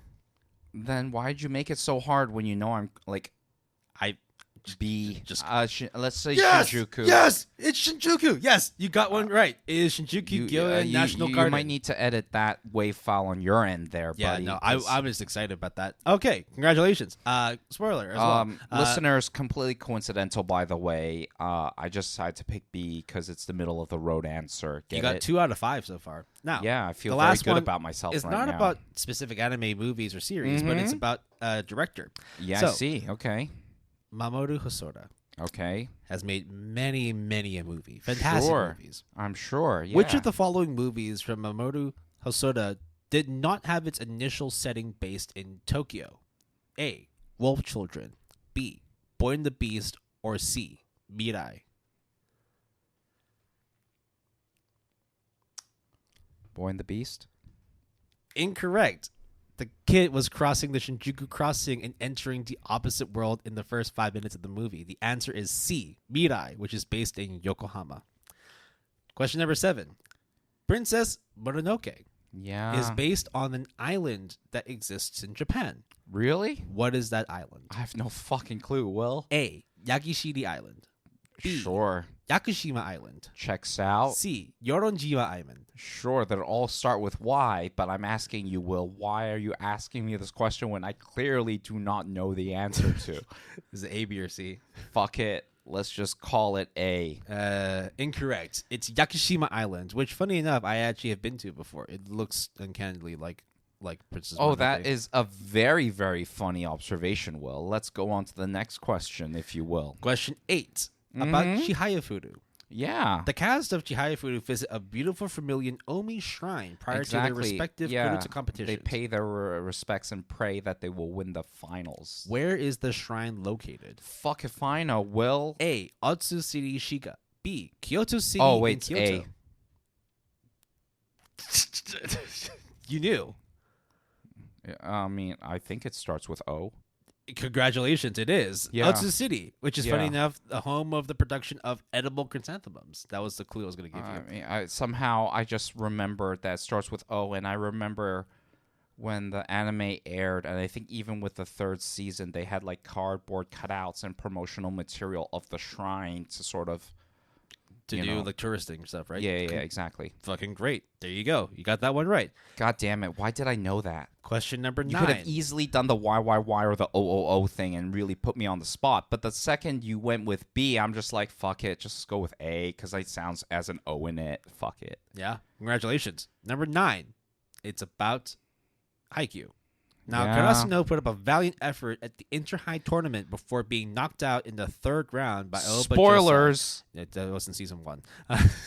In which stadium did that tournament take place? An indoor sports stadium, Will. Spoiler. All 3 of them were indoor. A. Oh, shit. Sendai City Gymnasium. Mm-hmm. B. Sumida City Gymnasium. Or C. Tokyo Metropolitan Gymnasium. I would say C because they saw the Tokyo Tower. I don't fucking know. Incorrect. Remember, when he saw the Tokyo Tower, it was actually not the Tokyo Tower, but a different tower in Sendai. It was at the Sendai City Gymnasium. So, listeners, I just need to emphasize the fact that Will thought ahead that I would say exactly what I just said. So he planted a trap. I mean, the kid even said it, too. So what I'm going to do, listeners, and you can timestamp this shit, not only because I'm a little bit inebriated, but because I'm just not having any of this bullshit, is that when the season 5 finale happens, I'm going to give Will the fucking... Bring on the flames, dude. I'm looking forward to it. Dude. Watch me squirm. Dude, you're not going to squirm when it's like the California forest fires, okay? Dude, that's fucked up. You get... Smokey the Bear ain't got none of this shit. Well, you still got one more question. Let's bring it. No, fuck it. Give me the whole shebang. The bonus one is one more as well. Well, you actually kept track. Okay, got it. Question number 9. Yuru Camp. Name the lake that Rin and Nadeshiko meet for the first time. The clue is... Can I say a park? I didn't have that written down as the answer, but... There you go. It's a park. Well, the answers I have here are A, Lake Motosu, B, Lake Biwa, and C, Lake Ogawara. All I know is that you can see Mount Fuji, maybe. Yeah, funny enough, the lake is the westernmost of the Fuji 5 lakes. I don't fucking know what lake that is, but I'll just say that that's like a half answer, so, like a half credit. Motosu, Biwa, or Ogawara? Why don't you be what its face away from me? Biwa is incorrect. It is Lake Motosu. Surprising response there. Lake Biwa is actually in Otsu City. To be fair, I'm kind of digging this despite kind of my tone of voice, because I'm just being like, Will, you're just putting me on blast nonstop. But let's go with the next question. Maybe Will. I shouldn't have said that, like, you should know these because these are anime you've watched, when actually these are incredibly tough questions. Yeah, because I've been to Japan recently due to COVID, right? Because, yeah, Will. You watch a lot of anime, right? Yeah, you watch a lot of anime. Will, you're Chinese, so you know General Tso's chicken, right? You know why, or you know who General Tso's is, right? Yeah, I also know P.F. Chang's, right? Yeah, because clearly those two people exist, right? With General Tso's particularly, because he's a general, dude. General Tso's, the best only. The last question. They call orange chicken because it's orange, right? It has chicken in it, too. And it's chicken. Right? Bro, Crazy. blew my fucking mind. Did you know that broccoli beef actually has broccoli and beef in it? It's fucking incredible. B&B? Yeah, right, dude? It's not Bed Bath & Beyond? That's BB&B. Dude. Too many Bees. Speaking of which, the final question is not necessarily anime related, but it is news related. So it's the bonus, yeah? We reported not too long ago, actually, that there was a 1,000-year rock that was split in half and believed to be the rock behind the nine-tailed curse. The Naruto, yeah. Which mountain did that occur in? A, Mount Ipposhi, B, Mount Nasu, or C, Mount Fuji? A. I don't fucking know. Incorrect. It was actually B. Okay. Mount Nasu. What did I get? You got 3 out of 11 correct. God damn it. I wanted to get 0, because then that would make me feel a bit better. Well, the ones you got correct were the Durarara question, in that it was set in Ikebukuro. That one was easy. The Garden of Words did, in fact, take place in Shifuku-Gyoen National Garden. That one was lucky. Actually, funny fact here, Inokashira Park is also featured in an anime. It was the park that GTO was featured in. And then the other one you got correct was, that was the only one that I was confident in. Chihayafuru. Yeah. Yeah. So, not bad. Yeah? Honestly, I did not expect you to get more than 2. Because these are hard. But the fact that, like, Durarara was kind of like... So, you knew that this was hard, yet you decided to still go with it. I planned this out, like, 4 months ago. And listeners, that is the end of our mystery segment that Will has put me to the test for. Stay tuned when I metaphorically fuck him in the ass for season 5.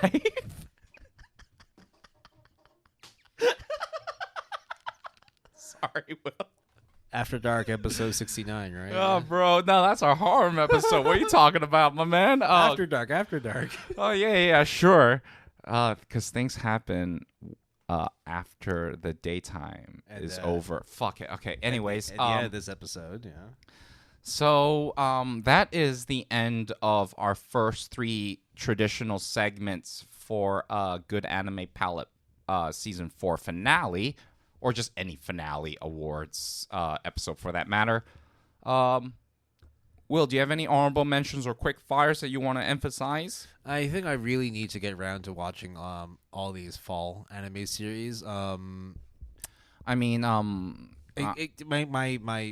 Netflix keeps telling me, like, are you gonna start watching Mob Psycho 3 yet?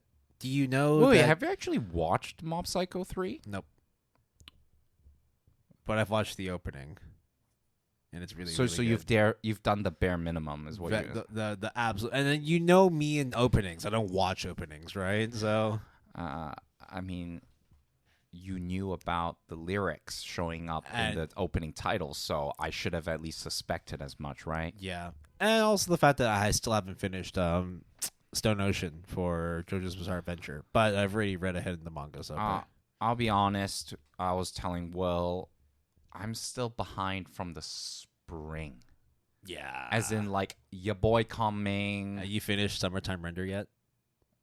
No. I haven't either. It's 2 episodes done out of fucking 24, 25, okay? Yeah. Will, cut me some fucking slack. I think by now all the episodes are finally out on No, Disney they're Plus. all already out. Yeah. I haven't even finished watching Tatami Time Machine Blues. Yeah, I'm still on episode 3. You're on episode 4. Or 3 or 4. I don't remember, to be honest, which then probably means I should probably watch it from episode 1 again, because it's just that kind of show that you really need to really know. I don't know. But what you do need to know is our cleanup script. I don't know what you're talking about, Will. I ain't saying shit. After you fucked me. Thank you very much for grabbed your metaphorical ass and just like and gave you a pounding. No. You didn't do that. You didn't do that. No. You know what you did? You grabbed your metaphorical fist, put it through my metaphorical butthole, and worked my body like a ventriloquist. That's actually one of the powers in one of the JoJo characters. Oh, for real, dog? I thought that happened in season 3. Well, guess what? It didn't. I ended up curb stomping a bunch of animals just like Edward Norton. Just like Edward Norton did in that, was it American History X, I think? Yeah. God, we're going to get canceled based on what I just said in the past 30 seconds, huh? No, not at all. I mean, like, you weren't the one curb stomping animals. Edward Norton is. But also don't cancel him, too. He's a national treasure. Also, please don't curb stomp any animals for that matter. We do not endorse that on the show in any capacity. Please treat all animals with respect.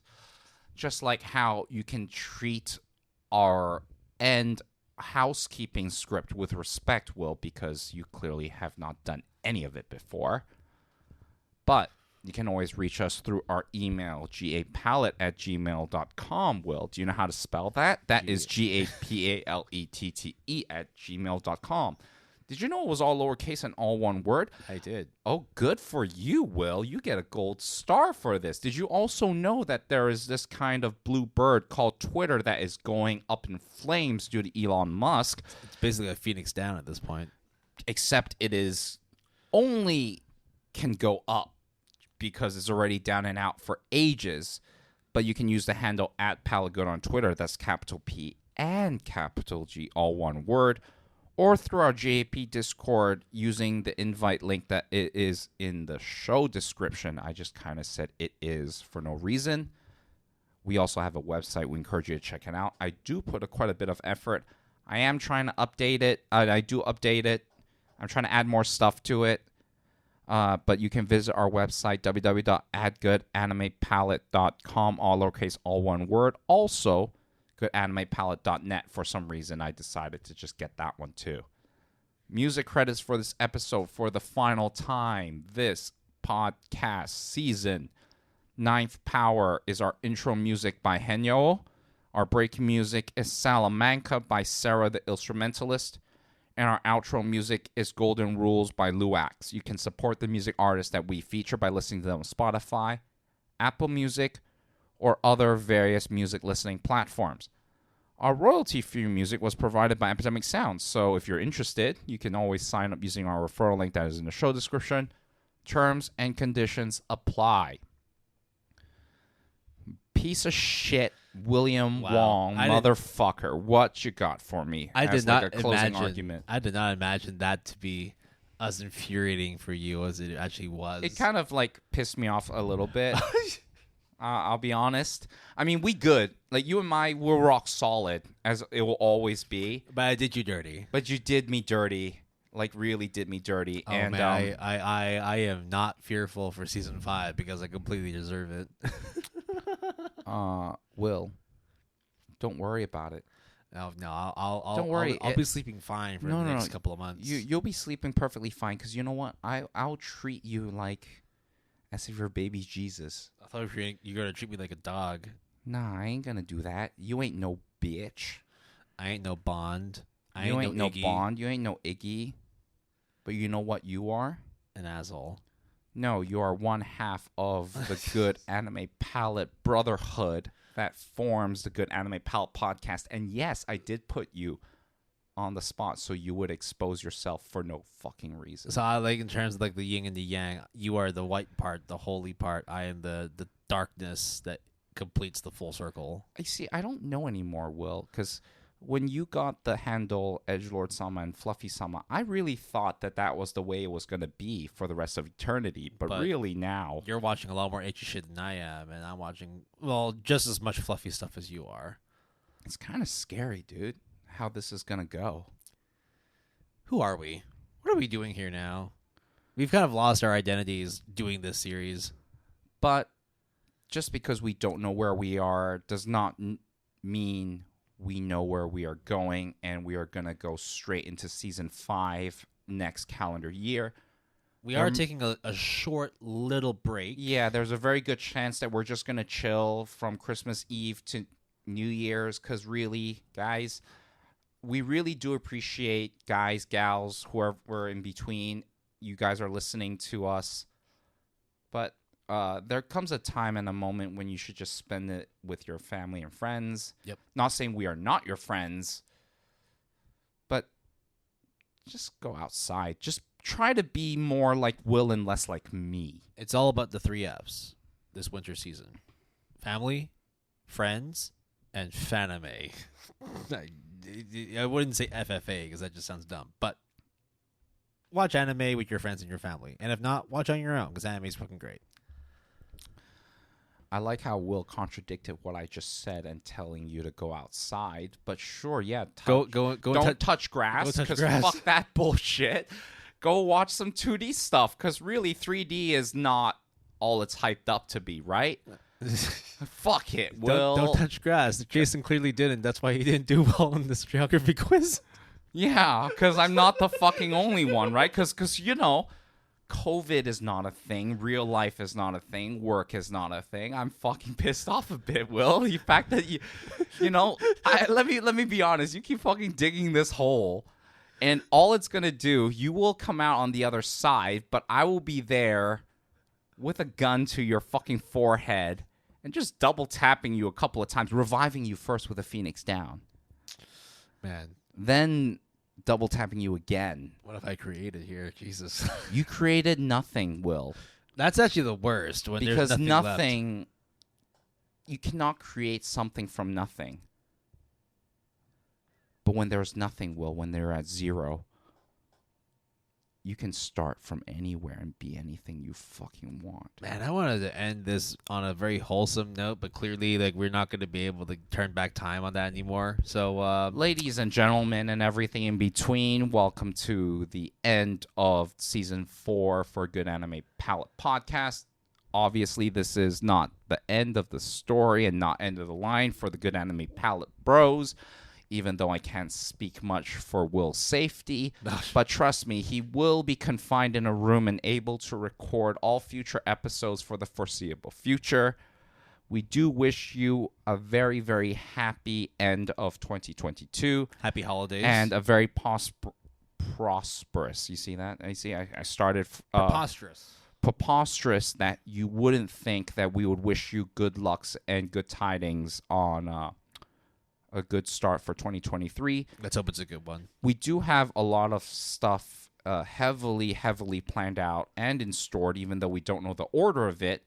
You know, things like the anime adaptation primer. We've realized we've heard you guys loud and clear, and we are going to sort of continue that kind of segment as kind of a what we call episodic format. Clean up, gotta watch them all. Will is going to start SAO, which is going to be kind of hilarious, really. And for better or for worse, we are starting episode 5 with a banger. With a crazy, dumb, amazing topic that you will know soon enough. Will, is there anything you want to end 2022 with our listeners on? Happy holidays. Fuck COVID. Watch anime. Touch grass. Oh, yeah. And fuck you, Will. All right. Happy 2022. And fuck you, Jason. Oh, yeah. I'm sure you wanna.